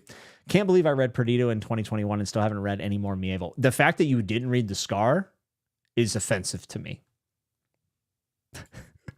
Britton said, Jimmy seems more like a guy who would take hallucinogens and have profound spiritual experiences in the desert. I'd be afraid what I would see, I think. I hope the next year is just 10 volumes of One Piece. Clarissa number 1, 2027, I'm calling it. Absolutely. It would take me 27 years to read Clarissa. That sounds like poor conditions for a first impression that follows. You will not enjoy Tarek. No, you don't know me. So this list is very solid. If I had to move things around, also, I should say this. I mean, I think it's already been alluded to, but Stoner was the Patreon pick. I remember I drew it. It was from Christopher Warman, who's been a friend of mine for a long time and is also a great self-published author. And I was like, oh no, someone recommended me a boring book. At first I thought it was like going to be like, you know, Friday, the movie or something like Stoner. Okay. It's like a weed book. That's interesting, I guess. And then I found out it was about a professor. And I think I slammed my head in my car door and I said, this is going to be ass, but I'll try it. I'll keep an open mind. And I did. And I loved it. And it impacted me like on a very deep level. I've talked about it at length. I'm not going to do it again. But that was the moment where I was like, hey, and it wasn't like I'm going to drop everything and read these style of books. It was, honest to God, what it felt like was back in 2019, 2018, when I started reading again, getting into fantasy. It felt like when I walked into Barnes & Noble and I'd been watching YouTube and reading reviews on Goodreads, and suddenly I knew about all these fantasy series, all these fantasy authors. And you walk into Barnes & Noble, which for all intents and purposes, you walk into Barnes & Noble because you're getting a Starbucks or you got to buy a Christmas gift, you know, a plush, a pillow or something, gift card, whatever. When you walk into Barnes & Noble with no context of what is in there, it's just books, it's just paper around you. When I walked into Barnes & Noble in like 2018 and I finally had this context of like all these amazing series that people were so passionate about, I remember walking in the fantasy section and just being like, the amount of possibilities over here is insane. Like I could find a story in here that is going to blow me away like A Song of Ice and Fire did. And there's so much to discover. Like it feels like you're so far down the rabbit hole you can't see the entrance or the exit. And it just fills you with excitement. Like you have so much that you could dive into. And that's what basically Stoner was to me. It was like, oh my God, there's a whole nother world of reading. And I know it's obvious, but I'm dense, okay? I'm a thick-headed Yankee, as the Irish told me. I just was like, there's a whole other world where I can find like books that are going to be amazing. And it came at the right time too, because I had finished Malazan, I finished Baker, I finished Hobb. Obviously, I've read A Song of Ice and Fire, finished Dagger in the Corn. Like I finished a lot of the big ones, and it was just like a whole new realm opening up to me. And I can't really explain how weird it is that a book about a college professor that left farm life would generate that much excitement in me, but it did. And I'm so thankful for it because I would have never picked up some of the other books that I loved, which was like, you know, Stephen Markley, for example, is a high-o. Probably would have never picked that up. And many of the other ones that I've come to love as well, which you'll see in the list that are coming here. So, and also Blood Meridian, the only book I've ever immediately read twice. And it was funny because The Great Ordeal and really all the sequels in R. Scott Baker were very heavily inspired by Blood Meridian, among other things. So that was kind of like a really fun coincidence. And yeah, it was just such a crazy year looking back on it. New authors, right? I mean, you end up with John Williams Stoner. I read his other books. Cormac McCarthy read a bunch of his other books. And then you also have China Miéville, who ends up becoming a favorite. I read a lot more Le Guin since this moment. So if I had to move these around, this is going to sound a little counterintuitive because I just praised this book so much. I think I would drop Stoner back. I would move Fire and Blood up, I would move Perdido up. I think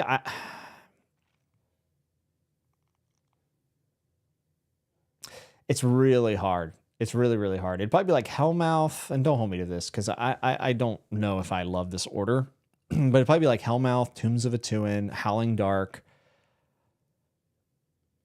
Stoner,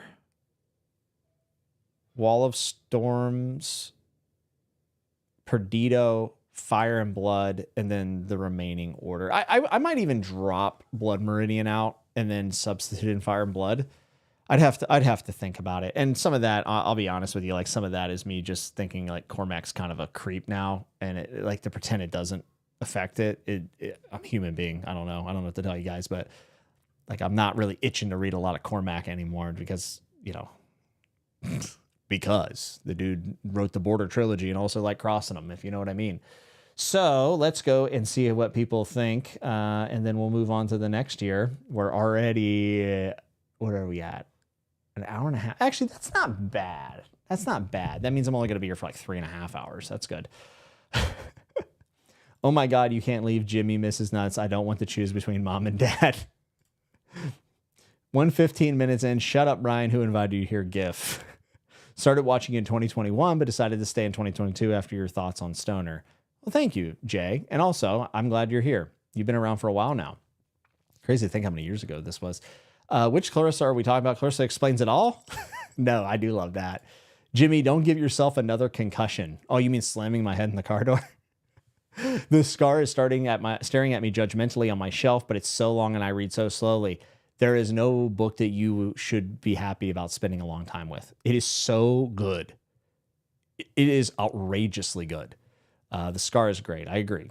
I just picked up a hardcover of Stoner at my thrift shop. It had a crossed out love note. Oh God, that poor girl. Oh no. I love going into a bookstore with no context. I'm still reading science fiction fantasy books from my epic 2019 Barnes & Noble run. I also had a phenomenal 2019 Christmas. I bought like 30 books and I had like employees and Mrs. Nuts helping me carry them out. It was great. One of the all-time, I think I bought every Wheel of Time book. Had a bunch of gift cards. It was great, man. Cooper said, Jimmy, you're from West Virginia. You do not get to call yourself a Yankee unless it's 1863 and you've just joined the Union to fight the Confederacy. I am a time traveler, Cooper. And hey, also, you blame the Irish. They kept calling me a thick-headed Yankee. Well, actually, it was a tick-headed Yankee. And I didn't know what that meant. I just kept slamming my head off the pub stall door. You lucky bastard. I read East of Eden right smack in the middle of reading Elderlings, and now I get paralysis every time I finish a damn book because my TBR is like 300 books long. To be fair, you wouldn't have picked up Ohio if not for Kev. Evie, fun fact, I did not read Ohio before Kev, but I told Kev about it. I think I directly messaged him and I said, hey, I heard about this book. I think it's based at where you're at. You should read it. And then he read it, was like, dude, this is literally where I'm at. Like names, like town names, the Dairy Mart or whatever, Circle K. And yeah, him having that experience definitely put it on my TBR. I had always planned to read it. I actually did read The Deluge, though, because of Kev. Kev was the first person I know of that read The Deluge. And the way he described it, I was like, this sounds sick.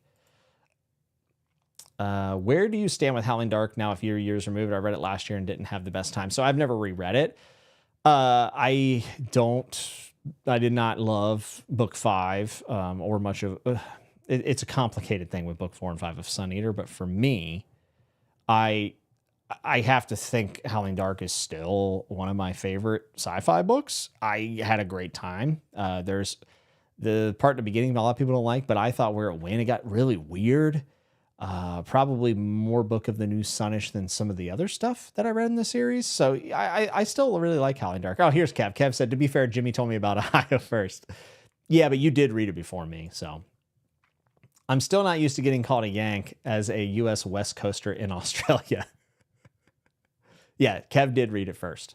And Kev was saying it with his chest. I mean, I don't think anyone shows up to rep Markley more than Kev does at this point. It's okay, Evie. It's all good. Fire and Blood just has no business being that engaging. Gurm was so creative and grisly with all the details. Yeah, I think I think out of everything I have to reread, that's the one that I will probably get the most of in the future, just because I've reread everything so many times. But it is kind of ridiculous that that man's brain had like all these little details and a lot of it being consistent thematically, like throughout all of his other stories, even some of his non Song of Ice and Fireworks. Like he had things on his mind that he could do multiple ways that still made it, in my opinion, like entertaining. And to do it in a history book is outrageous. Has books 4 and 5 of Sunday not working for you as well affected your reflections or feelings on the first 3? No, not quite. There is some stuff that I was like, oh, there was some hints here of like maybe where this was going that I wouldn't enjoy. I think book 1 is a lot more flawed than I had originally thought, but that just comes from inexperience of when I read it. But like I had a great time with it. And Howling Dark and Demon in White, I mean, there's some stuff in there that's pretty amazingly epic. So, I mean, I'm not going to lie and pretend like I don't. Books 4 and 5 did, unfortunately, not really work for me. Especially, like, when I first finished Kings of Death and Ashes of Man, like, I was, like, trying to figure out why I didn't like them as much. And I think the further I've gone away from, like, the less I like them, which sucks. But it is what it is, so. Putting Rocky over Le Guin hurts me deeply. I really like Howling Dark. It is ironic, and we'd be calling Yanks a lot worse. I haven't read Rockio yet, but I would still put him ahead of Le Guin. I haven't read Le Guin or Rockio, but I'd put Le Guin ahead. Her book on writing, if you don't like her fiction, her book on writing is really good. Fire and Blood, top 3 Gurm books, so creative. I would agree. Maybe. No, I don't agree. I'd have to think about it. Rockio said Howling Dark is the most Wolf-esque of the series. Oh, okay. It is cyberpunk necromancer dark lord after all. Yeah, and that is like the jam. Like that is a vibe that I really enjoy in sci-fi. One of my favorite Song of Ice and Fire characters are from Fire and Blood. Who is it, Sai? Who's one of your favorites? Let me know. I'm very curious. Okay, so this year, I think this is pretty good. I'm just going to flip back real quick and just kind of do a spot check.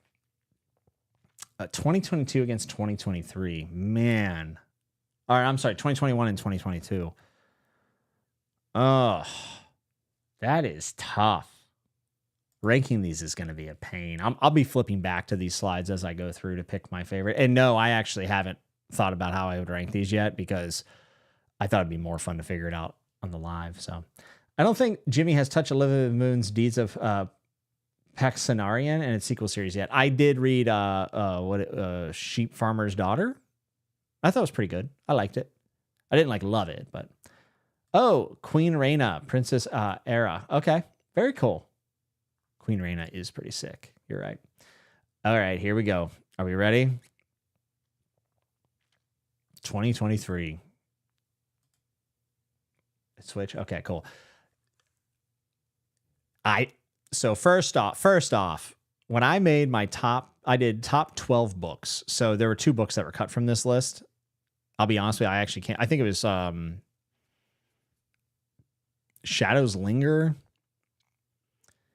and maybe a 3-body problem book, I think. It doesn't matter. I cut it down to 10.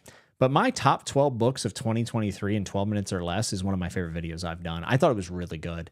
And that was when I kind of realized that like people weren't as interested, I guess, and valid, to be honest with you, because this is a big change up in many ways. But there's also stuff here that I think remains true to kind of like what I started out as. So Kendra was my favorite of 2024, says Britain. Very cool. 15 for 40. We're getting people to drop off now. Beck said, hey, I've read one of these. Okay, so by the way, this list is going to change. Number 10 is Demon Copperhead by Barbara Kingsolver. Number 9 is The Killer Angels by Michael Shara. Number 8 is The Bone Clocks by David Mitchell. Number 7 is Shadow of the Torturer by Gene Wolfe. It's hard to remember the numbers. Number 6 is The Girl with the Dragon Tattoo by Stig Larsson. Yeah. Number 5 is Trader Baru Cormorant by Seth Dickinson. Number 4 is Guy Gavriel's Song for Arbonne. Kindred by Octavia Butler's number 3. Number 2 is Disgrace by Joe M. Coetzee. And number 1 is The Scar by China Mieville. Fantasy still reigns supreme in 2023, as you can see, with a lot more stuff starting to sprinkle in. And actually, this is kind of funny. Demon Copperhead, Shadow of the Torturer, Girl with the Dragon Tat, Song for a Bone, The Scar Ra. This is the year of Kev. This actually is. Oh, 2022 was your first year of watching the channel. It's awesome. Kindred should be required reading of everything. I say that without hyperbole. I think I said that actually when I talked about it too, so I'm with you. Wow, 0 of 10 with corrections for previous years. I'm 7 of 40. I'm glad you're still hanging around. I've only read 2 of these. Britton said The Scar grew on him a lot. I've lost count, but I'm at 7 of 40. I've read 2 of these. Now look at this. Amanda was a 7 out of 10 of these. She's up to 20 out of 40. She went up dramatically here. That's a big jump. Actually, I read 2 of these. I missed Disgrace because I didn't recognize the cover. Yeah, I think this is the UK cover, I think. Brent said Demon Copperhead was excellent. Baru, though. Yeah, Baru is one that I loved. And it's unfortunately fallen into the category of book I love, got people excited about, and then a good amount of people just didn't like it, which makes sense, to be honest. Though, Brent, I think if I remember correctly, it wasn't me. I think you got recommended by a Barnes & Noble employee. Am I randomly remembering that fact? Possibly. 20 out of 40, my numbers fell off hard here. Well, Ben. Well. How the chips have fallen here. These are the coolest list, honestly. I know a lot more outside of the genre I typically wouldn't. It's awesome, man. Scar rolls, Barrow rolls, Gene Wolfe, boo, tomato. Hey, you like Shadow of the Torturer. I remember because I believe you messaged me. You're like, you need to read Shadow of the Torturer. This is something that we would like. And then the play happens. Shot has not read many of these. Connor said, yes, the year Jimothy entered his grandma fiction era. This absolutely was the grandma fiction era beginning. Wait, without a doubt. Tanner Sack's final monologue and The Scar is brutal. 1 out of 10, the opposite of my video ranking today. Ryan, you have a talent for self-deprecation that is truly unprecedented. I love the Millennium Trilogy, super popular around 2011 with Dance. That was a good year, eh? Thank you, Sam, for the 10 spot. You do not have to do that. Gotta bounce, Jimmy, but hope you have a great week reading Earth of the New Sun, and hopefully the basement issues get fixed. They're well on their way. It's pretty much squared away at this point. Thankfully, we were able to get somebody out here pretty quick. So thank you. I appreciate it. Very generous of you, as always. Hope you have a good night, Sam. Book of the New Sun, classic grandma fiction novel. I was wrong. Oh, so wrong. I've read none of these books this year, but 3 of the authors at least. K-Fox, we're starting to pull you back in. We're starting to pull you back in. Brent said that is a crazy memory callback on Baru, Jimmy. I was correct. It was a Barnes & Noble recommendation. I don't know how I remember some of this stuff. I can't remember my mom's birthday. Okay, I'm embarrassed by the things that I forget, but somewhat impressed by the things I remember. Jimmy, if you like Book of the New Sun, you know what you should read? Ada Palmer. The clock is ticking. Both Kindred and Parable of the Sower go downhill, but have a strong first half. Oh, okay. I see. I thought I could understand Parable of the Sower. I actually kind of agree with that a little bit. I thought Kindred's ending was really good. That's interesting. 9 out of 40 for me, but I own almost all of them. That's probably my fault. Baru Cameron is bleak AF, another one that is hard to recommend, even though it's good. I never continued the series myself. Yeah, I think it's a little dry for some, and it is pretty brutal as well. All right, so reflecting on this year. First off, this year slaps. Like, this is a amazing year. I think these are incredible. A lot of these books would be in like a top 50, top 30, top 20 situation, maybe. Not all of them, but a lot of them. Number one correction right off the bat. Let's just get it to it right now. Demon Copperhead goes to number 2. I don't know where everyone else is going. Demon Copperhead is without a doubt number 2. This is very similar to the Dragonbone chair situation where it was recency bias, I thought, possibly a little bit. No, Demon Copperhead has only gotten better and is one of the most successful recommendations I've ever made, along with Paranesi, but this one like 100 times more. I recommended this to my best friend Andrew. He read it. He then ended up getting everyone at his job to read. And when I say everyone, I mean like everyone in his department, which is like, I don't know, 20 people. And they all read it and discussed it and loved it. I thought that was really amazing. It's very touching for people who grew up in that area. At least for me it was. And for those people, because it's back in Appalachia. So, I mean, I just think Demon Copperhead is like one of the best books I've ever read. The Scar is one of the finest fantasy novels I've ever read, though. So to me, I'm gonna put I put Demon Copperhead at number 2. I think Disgrace was phenomenal, really hard to get through, very dark, very, very dark, and a lot of the books on this list are dark. The Killer Angels by Michael Shara, for a Civil War historical fiction, won the Pulitzer. It is pretty amazing. My father-in-law, who does not read this and had a great time with it, and now he wants to go to Gettysburg. I thought that was really cool. Really, really well done. The movie Gettysburg, which I watched when I was in school, was amazing. It's based off that, which was awesome. The Bone Clocks by David Mitchell, an all-timer. The only issue with it is that, honestly, the fantastical elements in the story are probably the weakest part, like towards the end when it gets really fantastical. Those are probably the worst parts of the book, unfortunately, but the very ending of the book kicked me in the stomach pretty hard. And The Bone Clocks is just, one, I think a great place to start with David Mitchell, but two, kind of opened my eyes to how much I love character voice. I already knew I did, but to see it done at that level was pretty awesome. Shadow of the Torture, I do like Book of the New Sun quite a bit. I think Shadow of the Torture, especially after reading some of the other books, like I like Sword of the Lictor the most. I like all of them pretty well, and it's kind of like Dark Tower situation where probably I like the series more than individual books. I'd probably slide that back. Maybe slide Boru Cormorant behind Bone Clocks. Like I'd probably push Bone Clocks into that top 5. And then everything else is pretty solid. Like Song for Our Bond, even though I do now recognize that it's a little black and white in the sense that like the people who are evil do evil things to get you to say, oh, these people are very evil.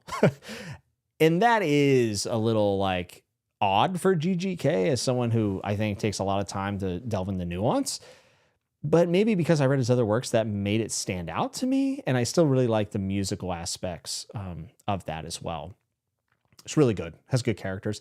And I love Kindred by Octavia Butler. I've recommended that to a lot of people. Ironically, I recommend it to a lot of people, but a lot of people don't end up picking it up. And I think it's because I give them the warning like, hey, this is going to be pretty heavy. And I don't know if people are necessarily looking for that whenever they're not, regular readers. So to me, I think I would maybe switch around Kindred and Disgrace. So maybe something like Shadow of the Torturer, Killer Angels. I'm just trying to think. Killer Angels, Girl with the Dragon Tattoo, Boru Cormorant, Bone Clocks, Arbone, Disgrace, Kindred, Demon Copperhead, The Scar. That's probably what I would do today. And I'll be honest, I thought this was last year's. I thought it was last year's list. Like I did not remember this being 2023. So obviously early onset dementia is settling in for me. It was enriching to reread Disgrace with you. Coetzee is so intense, and that read just leaves an unforgettable mark. Yeah, it's one of the most despicable POVs I've ever had to sit inside, which actually, ironically, a lot of these books have that. Severian's not an easy guy to get along with, I don't think. And that was your Patreon pick, Ben, and was amazing. And I think I bought like 3 or 4 Coetzee books, and I haven't, Waiting for Barbarians and Wonderful Life of Michael K. are the 2 that I would like to finish. I read like half of Michael K. I need to finish it. Britton said, I think Kindred's a perfect novel, immaculately constructed. I think it was you who got me actually read it, Jimmy. Well, that's awesome. And yeah, I'm very careful about like what books I consider perfect, but Kindred has to be pretty close to that. There's only maybe one book I think that I classify as perfect, which I'll talk about here in a bit. I've met Ada Palmer, really nice person, gave me a signed bookmark at Seattle Worldcon. Very cool. I can assure you it's not your fault that I own them. Well, good. Are you saying you don't take my recommendations? Is Boru Cormorant bleak like how IRL outside is bleak? Yes, it is very heavy. One of the more ruthless depictions of colonialization with like how the more boring parts of life get affected by it. And for some reason that feels a little bit more intense than like a lot of the really overt stuff that we've seen in fantasy. Dali? Is that D-A-L-I? Say Dali. Trader was a 10 out of 10 for me. Monster was like a 2 out of 10. It got weird and not in a good way. Dang. I have not continued because he hasn't finished the series. I said I'll read them all. The day he announces the last one, I will start reading them. Unfortunately, I think he has released a book and he's releasing another book. I don't know if we'll ever get the final one, unfortunately. Let's go. Demon Copperhead Supremacy. So good. Damn, read the Goldfinch, Jimmy. It's like Demon Copperhead, but good. So that's unfair. Goldfinch, doesn't it take place in New York City? I think Demon Copperhead is going to be very hard to ever get like removed from my headcanon because of where I grew up. Like the fact that she did Appalachia so perfectly will always go. But if Goldfinch is based in New York, I might be completely wrong about that. Please tell me. I do love a good New York City novel. Like, man, that'd be great. Can we get a list of your most successful recommends? I could make that list. That could be a really good topic for a Chatting with Nuts. I will tell you right now, there are 3 that come to mind. Piranesi, actually 4. Piranesi, 11/22/63, Demon Copperhead, and the 4th one's funny because I wasn't very high on the book, but when I recommend to people, I don't recommend based on what I like. I recommend on, what I think would work. Dungeon Crawler Carl. Dungeon Crawler Carl, without a doubt. My best friend read all of the books in like 3 weeks. Like, people who are into that series are really into it. And whether or not I think it's good or great or whatever, it doesn't really matter. It's just awesome that people like love it that much. Like, people loving a book in 2026. We'll take what we can get, folks. I need to read Demon Copperhead. I loved Flight Behavior. Yeah, K Fox, I think you would like it. Yeah, there it is. Amanda said, oh, right, the Appalachia connects with you. Why don't you just say, yeah, I forgot you're a dumb redneck. I forgot Jimmy was a hillbilly. It's actually really funny. Demon Copperhead is an amazing book with one of the worst audiobook narrations I've heard. Oh, yeah, I'm with you. The guy who's from Kansas trying to do the Appalachia accent drives me nuts. Demon Copperhead has a better character work, but I love Poisonwood for its plot. I like Poisonwood just as much as Demon Copperhead. And for different reasons, actually. Loved Bone Clocks at the time, but I don't remember why at all. The opening like 4 or 5 POV sections are so intensely good. And then it goes through a bit of a weird spot. Like, I would say a bit of a down spot. And then the ending with all the climate, it's like kick in the stomach, man. I went to read the Poisonwood Bible. Sounds like my type of jam, religion, and colonialism. Hell yeah. It's really good. Also, like, I randomly started reading about that time in history around that time. Like, it wasn't correlated, I don't think. And then I did read more after it because of it, but it's kind of a neat little coincidence. They are the weakest part, but the book itself admits this when the author character has his own fantasy work elements torn apart in reviews, so that makes them good again. Is this about Bone Clocks? Probably. You'll learn a lot about the history of Belgian colonialization and about the Congo and Poisonwood, that's for sure. Yeah, definitely. K-Fox, I need to get back to the Bone Clocks. I soft DNF'd at the start of the second section because I wasn't in the headspace for the POV at the time. Yeah, he's a dastardly dog, isn't he? Where are my fellow GGK dislikers? I'm under the impression they don't exist. Oh, they exist. And some would say GGK barely exists. This stream's already gone on too long. I think what made Kindred so great is the empathy Butler extended toward all the characters, even awful ones like Rufus. Yeah, Dana is one of the all-time protagonists to me. I really enjoyed Demon Copperhead when I read it, but its standing has faded with me with time. Poisonwood Bible is the King Silver book that holds up for me. Interesting.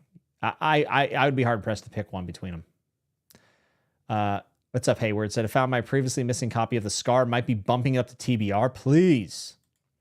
Iron Council clears The Scar, but I'm the only on Earth that have opinion.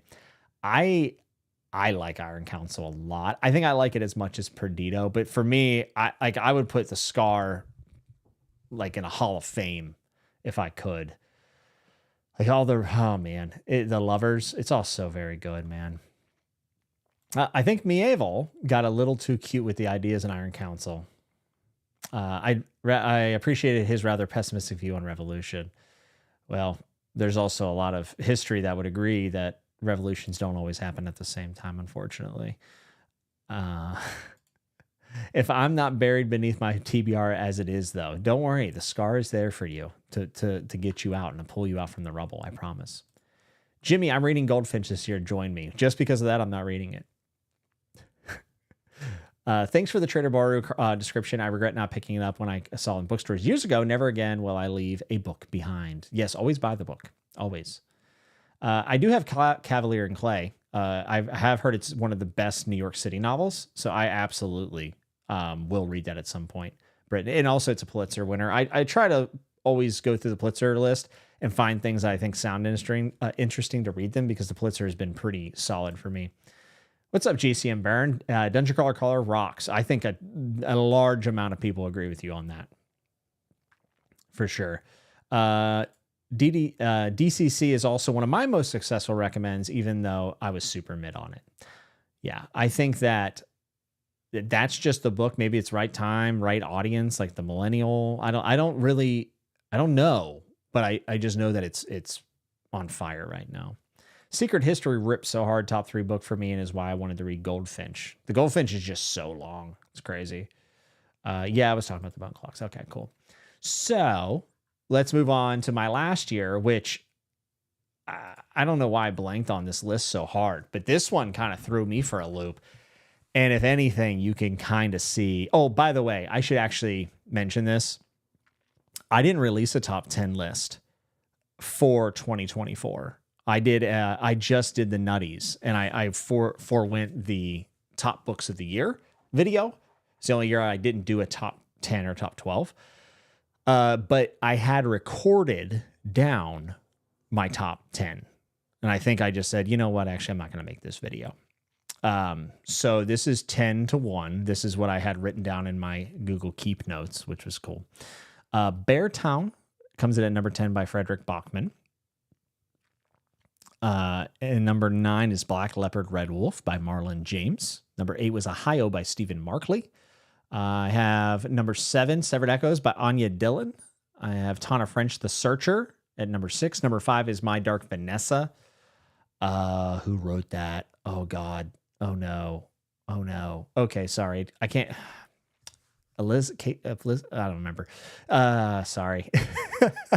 Number 4 is The Sword of the Lictor, and The Book Thief at number 3, and Cloud Atlas at number 2. Number 1 is The Remains of the Day. Yeah, this list never saw the light of day. Not because I was ashamed of it, just because I didn't feel like making the video at the time, and I thought the Nutties were more interesting, which that year of Nutties was the first time I really went all in on them. It was a lot of fun. Some things are going to move around here. Not much, though. I actually think that this list is really solid. I would move Sword of the Lictor. I would probably push Sword of the Lictor back all the way to number 9. Beartown, Sword of the Lictor, Black Leopard Wolf, Ohio, Severed Echoes, Searcher, Dark Vanessa, Book Thief, Cloud Atlas, and Remains of the Day. Actually, yeah,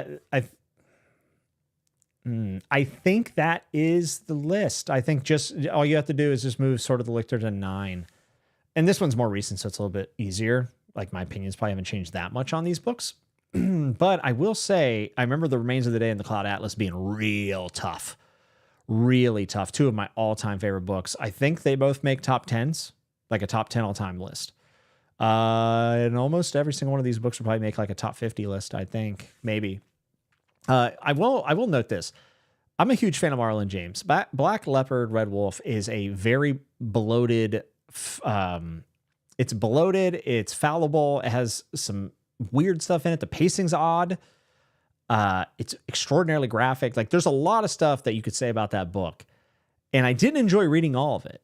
But I do think it's one of the most interesting pieces of fantasy that I've ever read. And I really like the sequel as well. I like the first book a little bit more. And I do base off enjoyment. And I can't pretend like I enjoyed every second of that book. I'm saying this to let you know, like, I have such a high opinion of that book. But if I'm going just based on enjoyment, like page to page, I mean, once you start at Ohio, it's pretty easy to say that every book from there on was like, couldn't put it down status since we moved Sword of the Lictor back.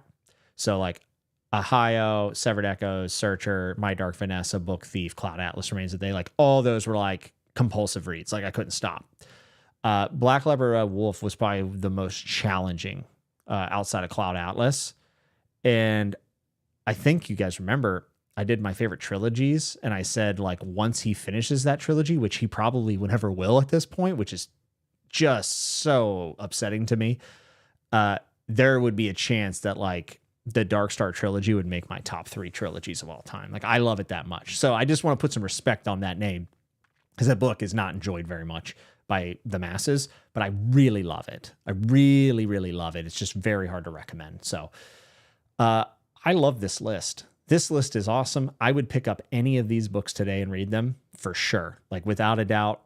Ton of French, what a baller. Still waiting for the sequel to Severed Echoes. Where it at, though? I think this is pretty sick. This is a damn good list. What's up, Jordan? I've been checking all your you're getting the bag. You're at work, dude. You're putting in work. You look good. 100 up to what, 173 on the scale? Look good, dude. You look good. Sorry, I've been AFK. We haven't talked as much lately. It's my fault. Work and water tanks. You know what I'm saying? Okay. I'll be curious to see what the reaction is this, because I think, like, this is, if I had to say, like, eras of audience, I think this is the beginning of the era of audience that I'm currently with. Obviously, the people have been here the whole time, but I'm just saying, like, I think this was a big shift in my audience. So I'm kind of curious what people will think of this. So let's see. Kev said, personally, I'll never recommend Dungeon Crawler Call to anyone. Book is ass. DCC was just above okay for me when I read it last year, but I have been feeling the draw to the second book recently. I honestly probably will continue at some point. Notice how Jimmy isn't agreeing with people that it's good.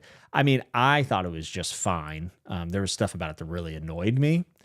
I am curious, though. Like, I'm very curious about some of the later stuff. And I love the premise is phenomenal. But yeah, I was not blown away by the book at all. But it doesn't matter. You know, there's a lot of people I can think of that would like it, which is cool. People that I knew from my past I never thought would be reading or, like, posting about it on Instagram. I'm like, what? Where am I? What is happening? I just read The Searcher. It's really good. Agreed. Ended at 17 out of 50. Well, you got one more year to go. Sir, was 2024 your sad book year? Holy cats.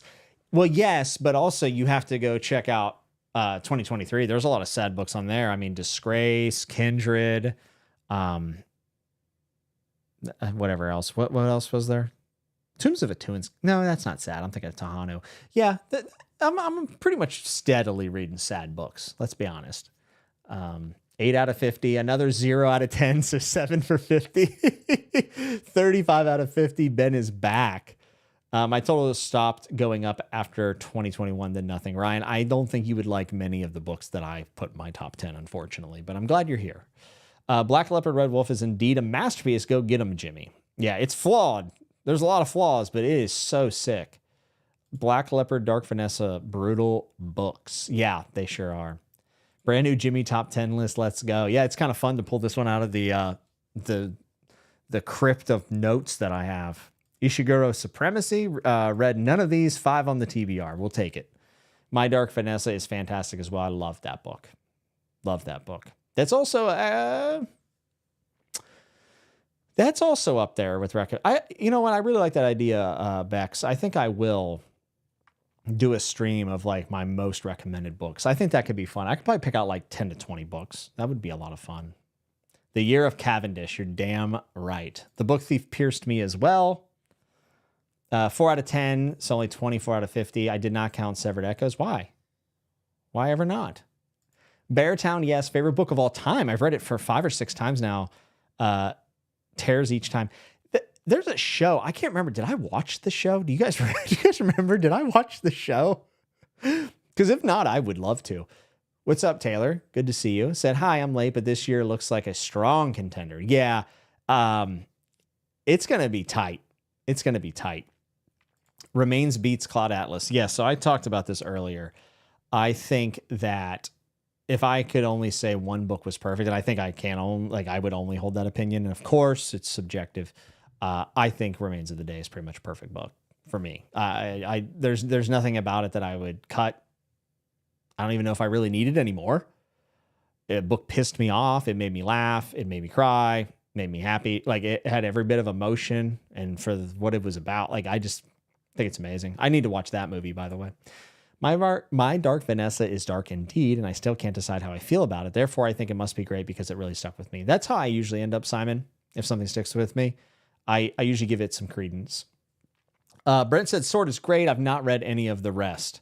Just read Sword of the Lictor. It's an all-time banger. I really like the ending of it. Like, there's some wild stuff at the end. Oh, what's up, man? Spot Center. Looking forward to your surprise entry in tomorrow's Odyssey Rumble at Enjoy Wrestling in Mr. Smalls Theater in Pittsburgh. Let's go nuts. My son and I are going. Good night, Jimmy. Never forget. We'll never forget you from all the wrestling years. And I hate to tell you, but I am not the surprise entry in Pittsburgh tomorrow. I don't know what Enjoy Wrestling is. That a new company that's running there? Is that like PWX and they turn into? I'm very curious now. But you will not see me lacing up the boots ever again, unfortunately, especially with my neck issues now. But hey, good to see you, man. I always love seeing your name pop up. Shot said, I've read 2 of them. I love Remains of the Day. Ohio is okay. The rest of them I've not read, so I'm up to 19 of 50. Honestly, 19 of 50 Shot is more than I thought it would be. I love that you continue to dip your toes into the crime books. Stig Larsson, ton of French. Do yourself a favor and read John D. McDonnell, Punch for Punch, the best crime writer I've ever read. I keep seeing John D. McDonnell a lot, and I think at least 2 of his books are my TBR. I'm pretty sure. Britton said it's a glorious fever dream, Black Leopard, Red Wolf. That is. It is. It's very weird. This was your grandma era. This was the continuation of the grandma era, for sure. It all started with Barbara. Old Barbie. Stoner reread when? I could be convinced.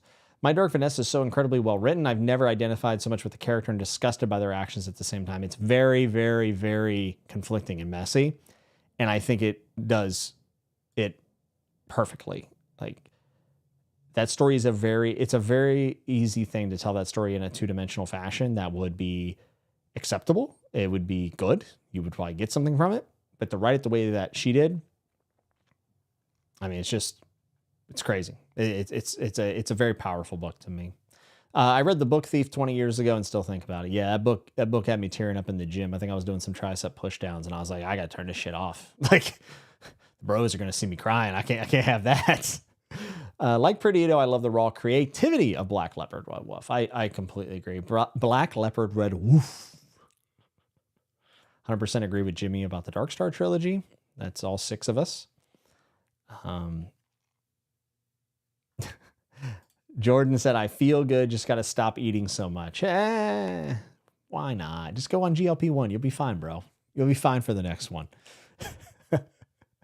I got to pick your brain about some stuff that I've been thinking about with MMA. Not to bring it all around to that, but Jordan, what are you reading right now, by the way? You're not popping up in my feed enough. I'm offended. Was John Gwynn your book of the year that first year? Yeah. I mean, that's what I'm saying. Look at the road that we took. Isn't that cool? I think it's cool as hell. And I still have appreciation. Like, I still talked about Gwynn at length and about why it meant so much to me at the time. So I think that's pretty cool. Let's see. DCC does get better. Book 1 was good in my opinion, not great, but it builds from there. That's what I've heard. I've read more from this year than any past year. This is the year I became a Jimmy stan. My Dark Vanessa is one of the greats. Ishiguro is so hit and miss with me, but remains earned that #1 spot. Read The Unconsoled for fuck's sake. It's coming. If I could get a month where like I'm not bogged down, I would just dive right into it. But I got to do Tarek Nota as well. So he's a sad boy. It's true. Brent said Dungeon Girl Carl is definitely ass. DNFing that book was the same feeling as hanging up on a telemarketer. A tremendous relief. I mean, that is a creative way to diss a book. I'm not going to lie. I predict the 3rd consecutive 0 for 10 incoming. Well, if you can remember my video from last month, you should be able to know. DCC premise is great, but it's lifted straight from omniscient reader's viewpoint. Interesting. I didn't know that. Also, except for Sword, this is like my anti-TBR. Yeah, I would say, well, let me look. Let me just see if that's true, Brent. No, you would like The Book Thief. I actually feel confident you could like The Searcher and The Book Thief. I feel. Oh, in Ohio? Yeah, you would like those 3 books, Brent. I should say this. There's a chance you'd like them. I feel pretty good about it. The Book Thief is a book. I don't know if it, like, of course not everyone's going to like it, but The Book Thief feels like one of the safest recommends I think you could ever make.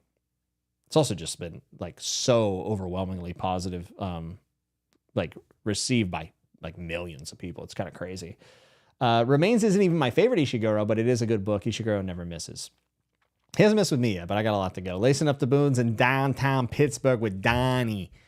Yeah, man, do I miss or don't miss the Pittsburgh accents. I wasn't even going to read The Unconsoled, but it became the best Ishiguro for me. I haven't read Buried Giant or Clara, but I don't think he'll top that one. Okay, damn. Another year and no Mark Lawrence. This beef will go to Jimmy's grave. It really will. We found Joseph's burger cow. I thought the same thing, Evie. Most of the 19 comes from the first 2 to 3 years. Fair. You see John D. McDonald a lot because Joseph Reed rereads the last 10 books of his a month. I've never seen anyone more dedicated to Glenn Cook and John D. McDonald than Joseph Reed's books. You guys should go look at his channel. He's incredible. The dude reads. Like, he reads. It's wild. I bet the UFC would get Jordan some sweet peptides if he asked. Might be able to figure that into the Paramount contract. Who knows? I'm reading Catching Fire, Silence of the Lambs, and the Sweet Tooth comic. Nice. I watched the Sweet Tooth show. That was kind of weird. And as I was streaming, my hold for Catching Fire actually came in. So that's pretty exciting. I'm hoping to be able to listen to it probably starting next week after I finish Fire Upon the Deep. Let's see. What's The Searcher all about? That one's off my radar. So it is a retired Chicago PD cop going to the west side of Ireland to retire and get away from everything, kind of running a bit from his past. And of course, when he ends up in the west side of Ireland, he starts to mesh into the community, and lo and behold, there is a crime that needs a solving, and he has an unlikely partner in that that is related to the crime. And it just really encapsulates like the feeling of a community, kind of like what Stephen King does, but in Ireland. And, it has all the good crime stuff, like the pub banter's fantastic. And there is a sequel to it as well that I think is just as good, if not better. So I highly recommend The Searcher. It's very fast. Let's see. They love Tana French. Creepy artwork. Yes. Yeah. For Sweet Tooth. Yeah, definitely. Here we go. Enjoy Wrestling is 4 or 5 year old promotion. All shows on YouTube. Check out the production, not monthly, maybe 6 shows a year. Lee Moriarty. Okay. Dark Sheik, The Outrunners, and 30 People in the Rumble and more. Very cool. I love I'm not going to get too into wrestling psychology here, but running 6 shows a year is better than running 12. That is they're very smart for doing that. And also putting on YouTube. Very, very smart. The worst part about being in the UFC is all the supplements I have to say no to. I'll be feeling great when I retire. I'll tell you what. Yeah, we're gonna get TRT Jordan. He's just gonna be reading dude bro books left and right. Can't wait. Tana French creates a great fictional community as Stephen King does. Oh yeah, I agree. Yeah, Brent, you should definitely check out The Searcher. It's a bit of a quieter crime book, but I think it's really, really good. I really like it. 2024 was amazing. I really loved it. I do remember this year I read a decently like less amount of books. I think I read like 20 or 30 less books than the year before. So what I remember is this list was awesome, but this year specifically, it wasn't like I had a hard time picking the 10. Like it was pretty easy to pick the 10 if I remember. But let's go to this year's, which easily, I can already tell you, like as far as like a whole year goes, it's not how the rankings are going to go. But as an entire year, definitely probably my weakest reading year. Had a lot of DNFs, had just a lot of things that didn't work for me or kind of whelmed me. But number 10 was No Life Forsaken, Witness Book 2 by Steven Erikson. Number 9 was Ghostwritten by David Mitchell. I think it's the 3rd time he's shown up on the list. Beloved by Toni Morrison. The Passage by Justin Cronin. Power of the Dog by Don Winslow. What We Can Know by Ian McEwan. Windhaven by Lisa Tuttle and George R.R. Martin. Number 3 is I Who Have Never Known Men by Jacqueline Hartman.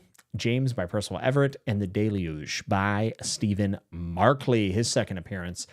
So yeah, this list, it's only been like a month since I made it, and I feel really good about the order of things. I don't think I would change anything about this. If you're going to change 2 of them, I think maybe Ghostwritten and Beloved could swap and maybe even get in front of the Passage, possibly. And I think that The Power of the Dog and What We Can Know could be pretty interchangeable. And then I've already talked at length about how hard it was to pick between James and the Deluge because, you know, it was pretty good. It's pretty good. I feel good about this. I don't think that this was the strongest year overall. I remember kicking through maybe a few alternates here, but again, just like a lot of DNFs and a lot of things that didn't work for me. I did take more risks though, which was kind of cool. And a lot of these came like late in the year. So I think I've Never Known Men, Power of the Dog, What We Can Know, and No Life Forsaken were all fourth quarter reads, I think. So that last 3 or 4 months actually saved this year in many ways. But I knew when I read The Deluge, I was like, yeah, that's it. Like that's going to be book of the year. I can say for certain The Deluge would be in the top 10 books I've ever read. James might make it. I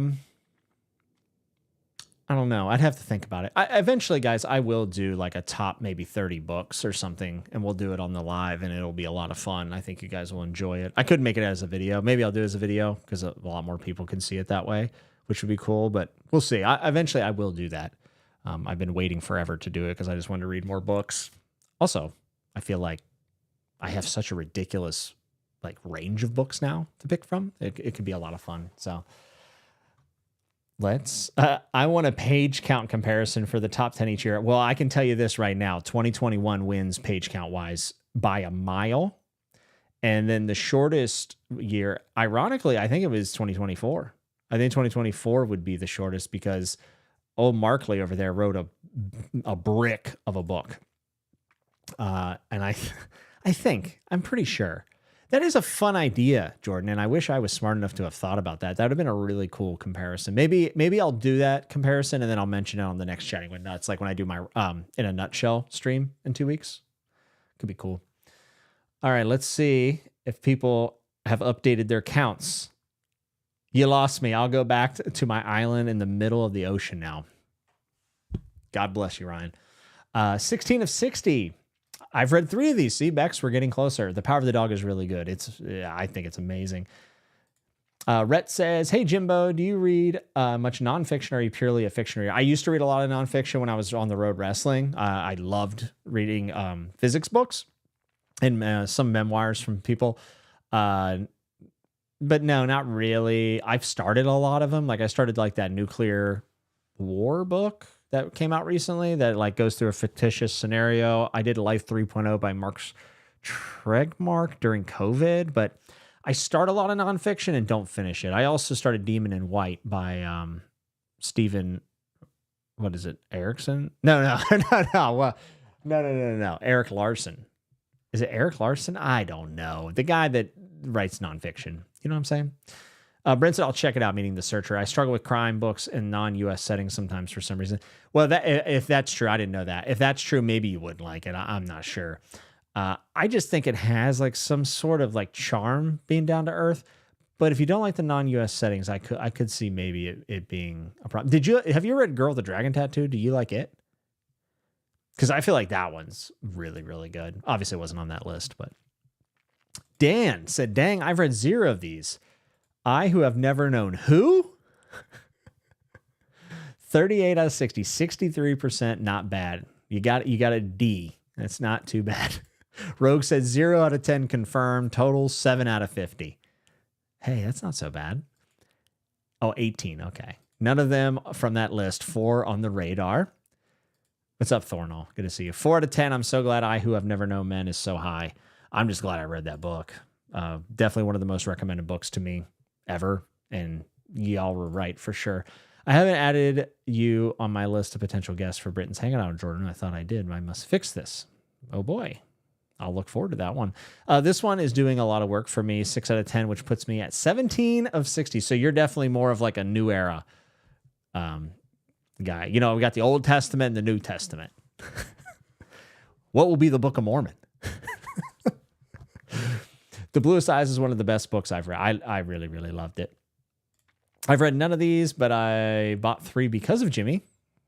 I'm doing something right. Let's Freaking Go. The Deluge is so fucking good.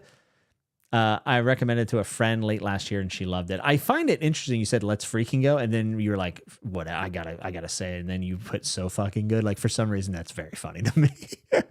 You're 100% right. And good on you for recommending it to people. I struggle to recommend it to people. Enjoy wrestling in the old church is a religious experience twice a year. They appear yearly at the Tacomania festivals in Pittsburgh and once had 800 plus at the Pittsburgh Brewing Company and sold out Stage AE. Selling out Stage AE is impressive because, I mean, there's been some other federations that went in there that couldn't do that. That's awesome, man. Good for them. Power of the Dog is so great. I agree. The Passage and The Power of the Dog also made my top list. Yeah, those books were bangers. And also, The Passage was another very, very long book. So 2024, as much as I've been talking about short books, it's kind of like this year starting off, like, I just keep falling into it every time. No Boy's Life. Wow, I did. I think it won an award on the Nutties, I think. It was really close. I was bouncing between it and No Life Forsaken, if I remember correctly. So I have read 30% of your top 10s. Ultimately, that's like pretty good in my opinion. No risk, no reward proving true. This is very, very anecdotally at least true. Where's Boy's Life? It did not make the top 10. And wait, this is the top 10 I put out, right? Like I put out a video for my top 10, and I think this is it, if I remember. Wouldn't make this a Patreon pick. Lost, nagging, or anything of the sort, but I would really love to chat with you and all after you read Huck Finn someday about its relationship to James. Yeah, I mean, I definitely will. I kind of know all the controversial stuff that Percival Everett did in James, but I think all of it's kind of dope. Or I don't think it affects me very much. But yeah, I will read Huck Finn. I think it's read by the guy who played Ron Swanson. What's his name? Ron Offerman. I think it's Ron Offerman. Or Nick Offerman. Nick Offerman. Making Your Own Canoes or whatever. I read that nonfiction book. It was good. I can't wait for you to read Beloved if Blue Skies was such a hit for you. Beloved buddy read? I could get down with that. I bought it. I have that, and I have Song of Solomon, which I've heard is soul crushing. Jimmy, is there a book during the channel's life that didn't make a top 10 but maybe deserves to have done? Oh, Derry, this is such a good question. And here's the thing. There's been a few books that when they get brought up, I'm always like, that I should have put that higher, or I should have made a list. And maybe I should have looked back through every read of every year, but I mean, it's like 500 or 600 books. I think it's more like 400 or 500 books. I didn't, but yeah, the answer is yes, but I cannot for the life of me remember what they are unless if I see them being talked about. Like I'll see a book talked about. I'm like, man, I should have put that in that top 10 that year. So I can't recall off the top of my head, but the answer is absolutely, without a doubt, yes. There are books like this. I wish I could remember them. Wait, Jimmy read Boy's Life this year and didn't make the list? All right, unsub and blocked. I know. I'll be honest, I think Matthew Corbett is going to be the one of his that I love. But I love Boy's Life. I think I gave it an overwhelmingly positive and a nut button. And I think it won a nutty, I think. Thought so. Maybe it didn't. I really liked how Marlon James pitched Beloved. Yeah, hearing him talk about it was cool. Heck yeah. 0 to 10, also my next week's video prediction. Ben said there's something so cool about all the short books that pack a giant punch, like I Have Never Known Men or Ogres. Yeah, Ogres is fantastic. Eric Larkson is the guy I was talking about. Demon in White by Steven Erickson. Is that what I said? Isn't it the Demon in the City of White? Oh, God, Devil in the City. Is it Devil in the White City? Thank you. Oh, my God. This channel's gone down the tubes, man. Demon in White by Steven Erickson. That sounds like something ChatGPT would spit back at you when it's hallucinating. I recommend Demon in White by Steven Erickson. You should check out The Bluest Eyes by Ryan Cahill. It's also The Bluest Eye. It's not The Bluest Eyes, James. God damn it. Been waiting, wanting to read that for years. I even own the damn book. You should do it. I've been watching since the beginning, but most of my reading is non-fantasy. Oh, okay. Very cool. Very cool. I got too excited about the deluge, bro. It's incredible. Oh, I'm with you, man. I'm with you. Brent said, I like Dragon Tattoo a lot. The sequel, though, Wolf, and it still had some of those weird setting things like characters eating cold herring sandwiches with coffee. I did think the sequel is paled in comparison to the first book. I think the first book's pretty amazing. K Fox said, I've read 13% of your top 10s, but I probably have like a 50% of them on my TBR. I'll let it pass this time, K Fox. Okay? Just read Demon Copperhead for me. Okay? The controversial stuff I'm not necessarily aligned with, but some amazing scenes in Huck Finn that I was reading thinking I absolutely cannot wait for this to get in Jim's head for it, and then nope. I mean, without doing it, I would say, and this is my guess, is that Percival Everett still wanted to do like his own thing with it instead of just doing the greatest hits. That's my guess, but I haven't read Huck Finn, so I can't really comment on it. Deluge is definitely a hard recommend because it's like, oh, you want me to be sad and anxious for ages? Well, let me tell you about this book. And it's also, yeah, it's going to take you 3 years to read. Is James really that good? I love Huckleberry Finn. I think James is a fabulous book, but I also think Percival Everett is just the man. He's very punchy. He's very good. Erasure's a decent place to start from everything I know. Jimmy is AI confirmed. Absolutely. American Fiction was an S tier adaptation of Erasure. Liked it way more than the book. I think I agree. I love the book, but I think I actually agree with you. And it's solely based off the performances in the movie are so good. So good. I actually am kind of curious if Percival Everett was involved in the adaptation at all. I'd be curious. Yeah, that was interested me about the book. Was the movie. I hadn't seen it, but it seems like something I'd like. I think you would like it a lot, Britton. I'll read Demon Copperhead when you read the Overstory. This is unfair. I am reading the Overstory this year. I will attempt. Who knows? Maybe I'll DNF it. And then you'll DNF Demon Copperhead, and we can hate each other for the rest of time. You'll be my sworn enemy. Have you not read Shogun, or maybe prior to BookTube? I have not read Shogun. I have no interest. Like, I have less than no interest. I have more interest in blowing out my knee again or going to my grandfather's funeral than reading Shogun. That book is too long.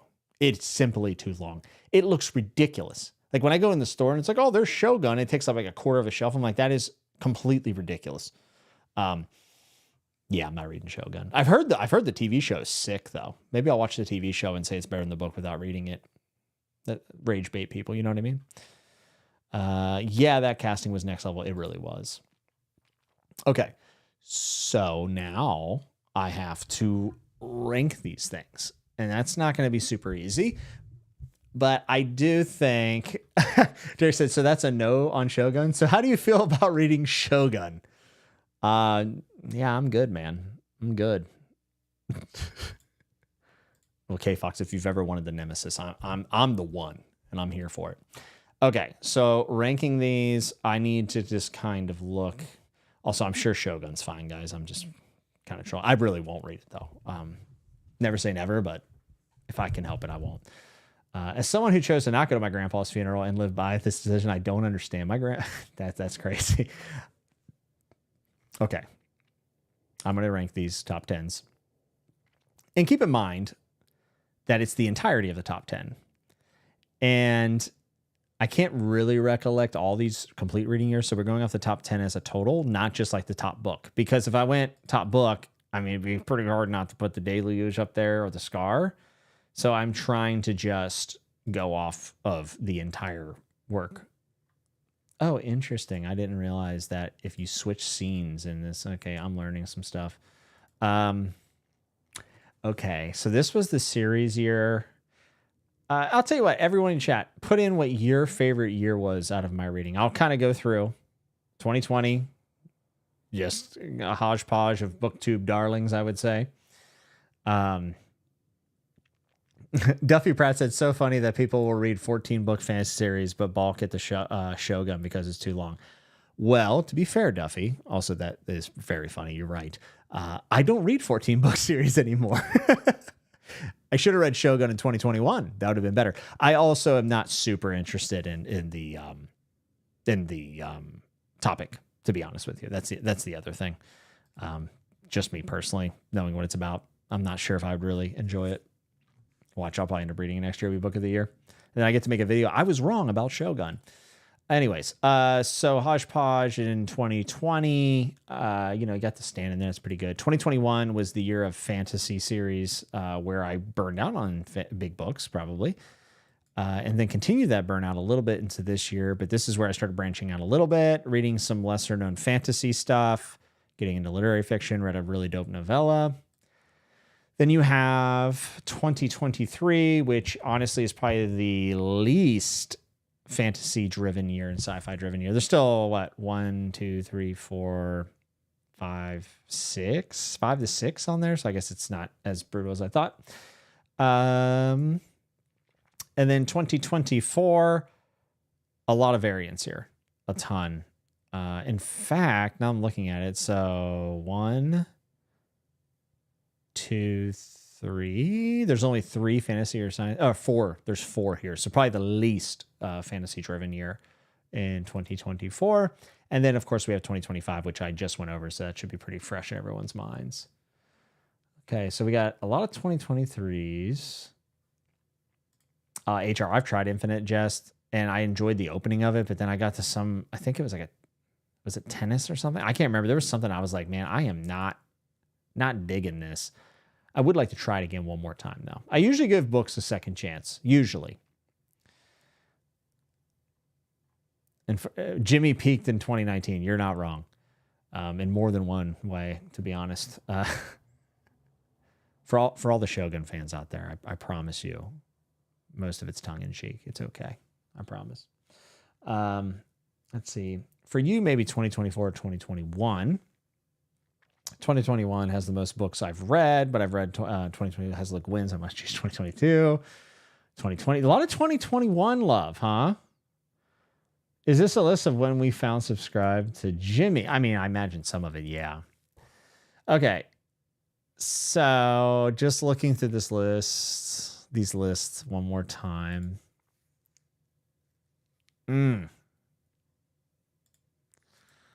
Okay.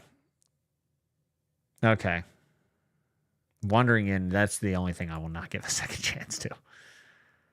So this is probably going to surprise some people, but I'm going to put in the 6th place, there's 6 lists. So 6th place is 2020. And simply because I think this is the one where I was like, I would take some of these off here. Probably the biggest amount of reordering as well, I'd say. That was drastic, like 10 moving to 1. So to me, I think that's 6th for me. Duffy said the scene in Infinite Jest where Hal is clipping his toenails wait, is this a real scene? Because now I want to read it. Whatever the opening was of the book, I can't remember what it was at this point, was phenomenal. I really enjoyed it. But now someone's clipping their toenails? I'm thinking of like Malcolm in the Middle Hal, like the dad. Bryan Cranston. Anybody Malcolm in the Middle fan? 2022 by far. So that's what people are saying. What's 2022? It's a pretty banger year. So I'm going to go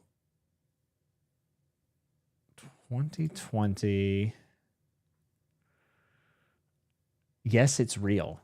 There's now I at least have to get to the nail clipping scene. Is it far into the book or is it like middle of the book? Beck said, Jimmy, do you remember what year you read My Year of Rest and Relaxation? I'm trying to remember when I read it. It was right after you. I think it was 2022 or 2023, probably 2023. And you know what? You just mentioned a book. Derry asked earlier if there were books I regret not putting on the list. My Year of Rest and Relaxation. That is easily probably it for me, I think.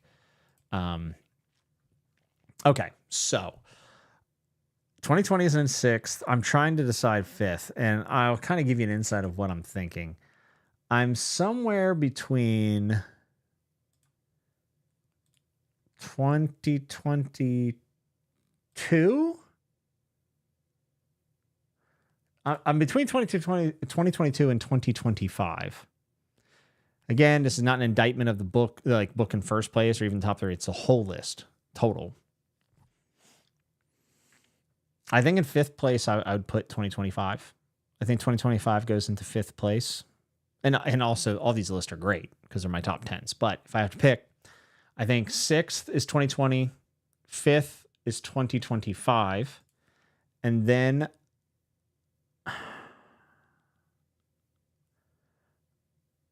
man, this is getting tougher. This year was really good. Okay. I think I'm going to go 2020, 2025, 2022. Yeah, 2022. So we went 2020, 2025, 2022. Goes into 4th. I think 3rd place. I think 3rd place 2024. 2nd place 2021. This was a monumental year for me. And then my favorite reading year was 2023. The Scar, Demon Copperhead, like from top to bottom, when I look at this list, I'm just like, this is absurd. An absurd reading year. I would read any of these right now again. The Scar really impacts it. But like I said, I think this was the hardest list when I ranked. If I remember correctly, this was the hardest list I made. So to me, it goes, I can do them in order now. It goes 2020, 2025. What was the next one, guys? 2022. And then 2024, 2021, and then 2023. Those are probably, for me personally, my favorites. So I don't know if that, like, it's really, really, really hard for me to pick, except for 2020. I think that's like pretty obvious. My weakest one. And the reason why I think 2025 ended up so far down on the list is just because I remember putting this list together and just feeling a little underwhelmed by it. Like, it wasn't really that hard to rank some of these. There was only like maybe 2 combinations that were really difficult, whereas like the other lists were kind of stressful to make. So I think that's it. I think my favorite reading year I've ever had is 2023, which is Demon Copperhead, Killer Angels, The Bone Clock, Shadow of the Torturer, Girl with the Dragon Tattoo, Baruch Cormorant, Song for Our Bond, Kindred, Disgrace, and The Scar. I think there's just a really good range there too. And they're all pretty short, which was nice as well. So Duffy said the toenail clipping in Infinite Jest starts at page 242. I'm going to start there. I won't actually do that. All right, let's see what people think. Very, very curious.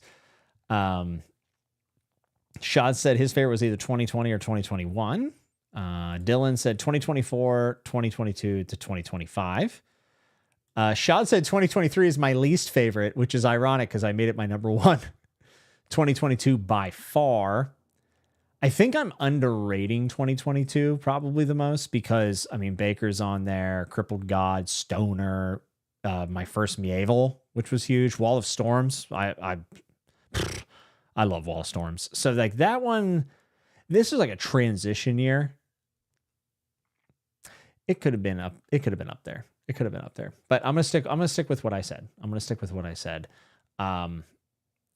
Let me actually just go to full screen because I've been sitting back this whole time, hunched over, because like it cut off my head. This is way more comfortable. So let's get back. So a lot of 2022s. I thought you bounced off Infinite Jest. I did. 2020 close second. Okay, Jordan. Okay. Jordan, you know what you should do? You should just read all the books I've read, and that should be your YouTube channel. Like, you should just like whatever my like leftovers are. Like, just 2022 was peak Aspect Emperor, Malazan, Grim shit, bro stuff. It was very bro heavy, wasn't it? David said, quite random, but since the video could serve as a big taste profile retro for Jimmy, what are some of your favorite non-adaptation TV series? I'd have to think about that, David. Just off the top of my head, things I've been thinking about lately. The Killing, true crime show, pretty amazing. I mean, The Sopranos, The Wire, I mean, just, what everyone says. Oz is probably the show that I like the most that I think is underrated. I think Oz is just absolutely phenomenal. There's probably a couple other to remember, but if you went off the walls, The Killing and Oz. I think Oz is like one of HBO's, if not their best show, which is not a popular opinion. And not Lost. That is correct. That is correct. 2022 and whichever year 11, 22, 63 are neck and neck. I think that was 2021. I think. I feel like 10th place is a bigger indicator of the ranking than the first. I would agree with that, David. I would agree with that. Unsubbed. We lost another one, guys. We lost another one. I lost 6 subs this month. I'm in the negative, folks. This is getting rough. I agree with the bottom 2 for sure. 2020 between 2022 and 2025 because I don't know how years work. Cy Kepler has 2020, 2025, 2022, 2024, 2021, 2023. Is that mine? Cy, is that what I listed it out as, or is that yours? Because if you listed out mine, I really appreciate that. Okay, Shad hated my most recent year of reading the most. That's good. We're trending well. Assassin's Fate, Bone Hunters, Paranesi, come on, Team 2021. Yeah, I mean, Bone Hunters, Assassins, pretty good. I would also pick 2021 for you. Okay, very cool. 2023 is my second best, so I'll accept you putting 2025 in 5th. 2023 is really indicative of the variety and expansion of your reading taste too. Yeah, 2023 was a very special year.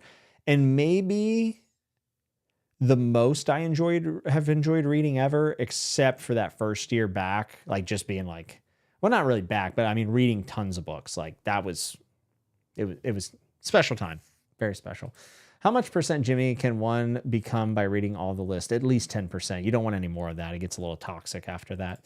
You can probably actually just read the toenail clipping scene. A lot of Infinite Jest can be read almost like short stories. Okay.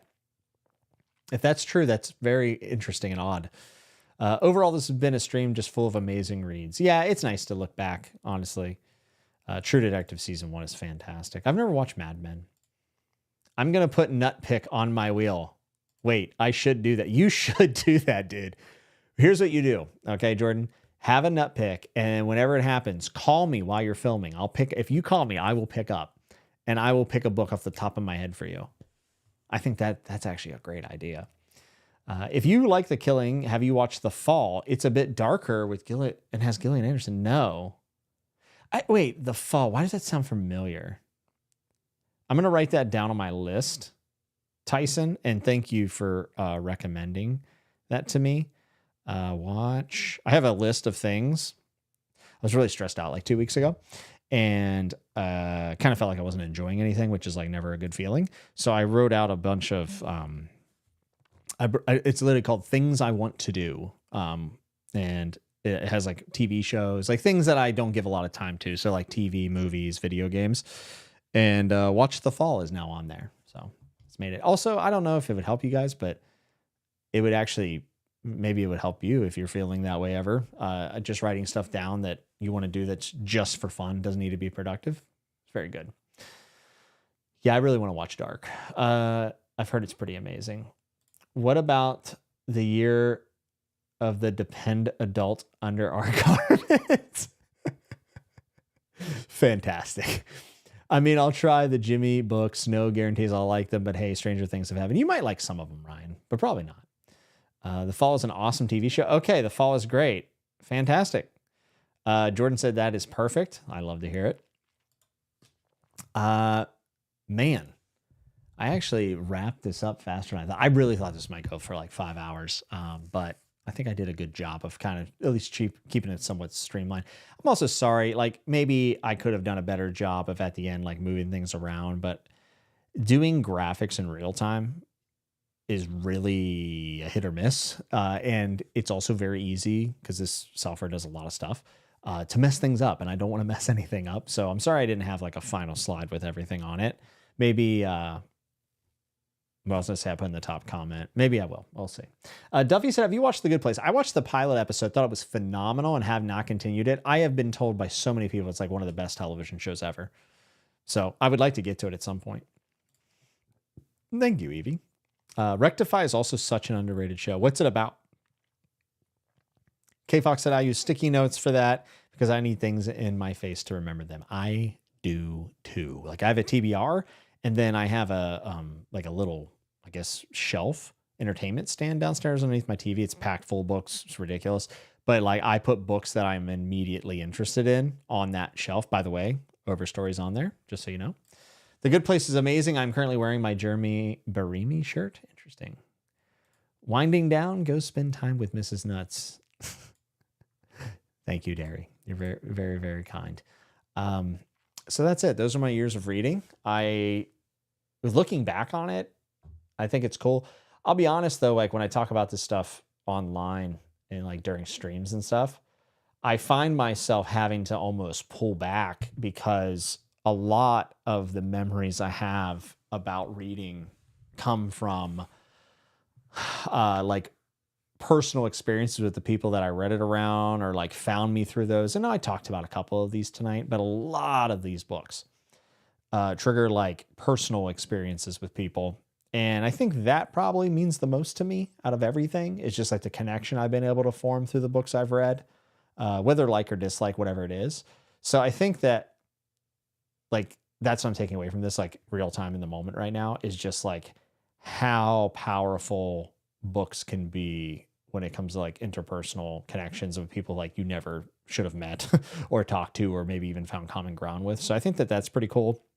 And I think that, just the way the world is and always has been, like anytime we can try to find some sort of like common ground, that's probably a good thing. So that's kind of what I'm taking away from this right now. On top of the fact I've read some really fucking good books. Like I've read some stuff I'm really excited about still to this day, stuff I read years ago that I can still get fired up and yell about.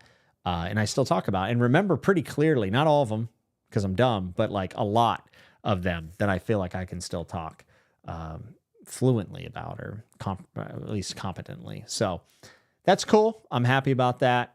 I wonder if I had to pick all those books, what would be the one I would be most interested to reread? And it's tough because some of them are like series books.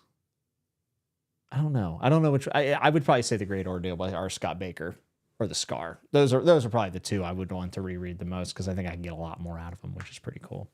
I thought Navigator's Children was on one of the lists. That I miss it. I think it was nominated for a Nutty Award. I don't think it made a top 10 list, unfortunately.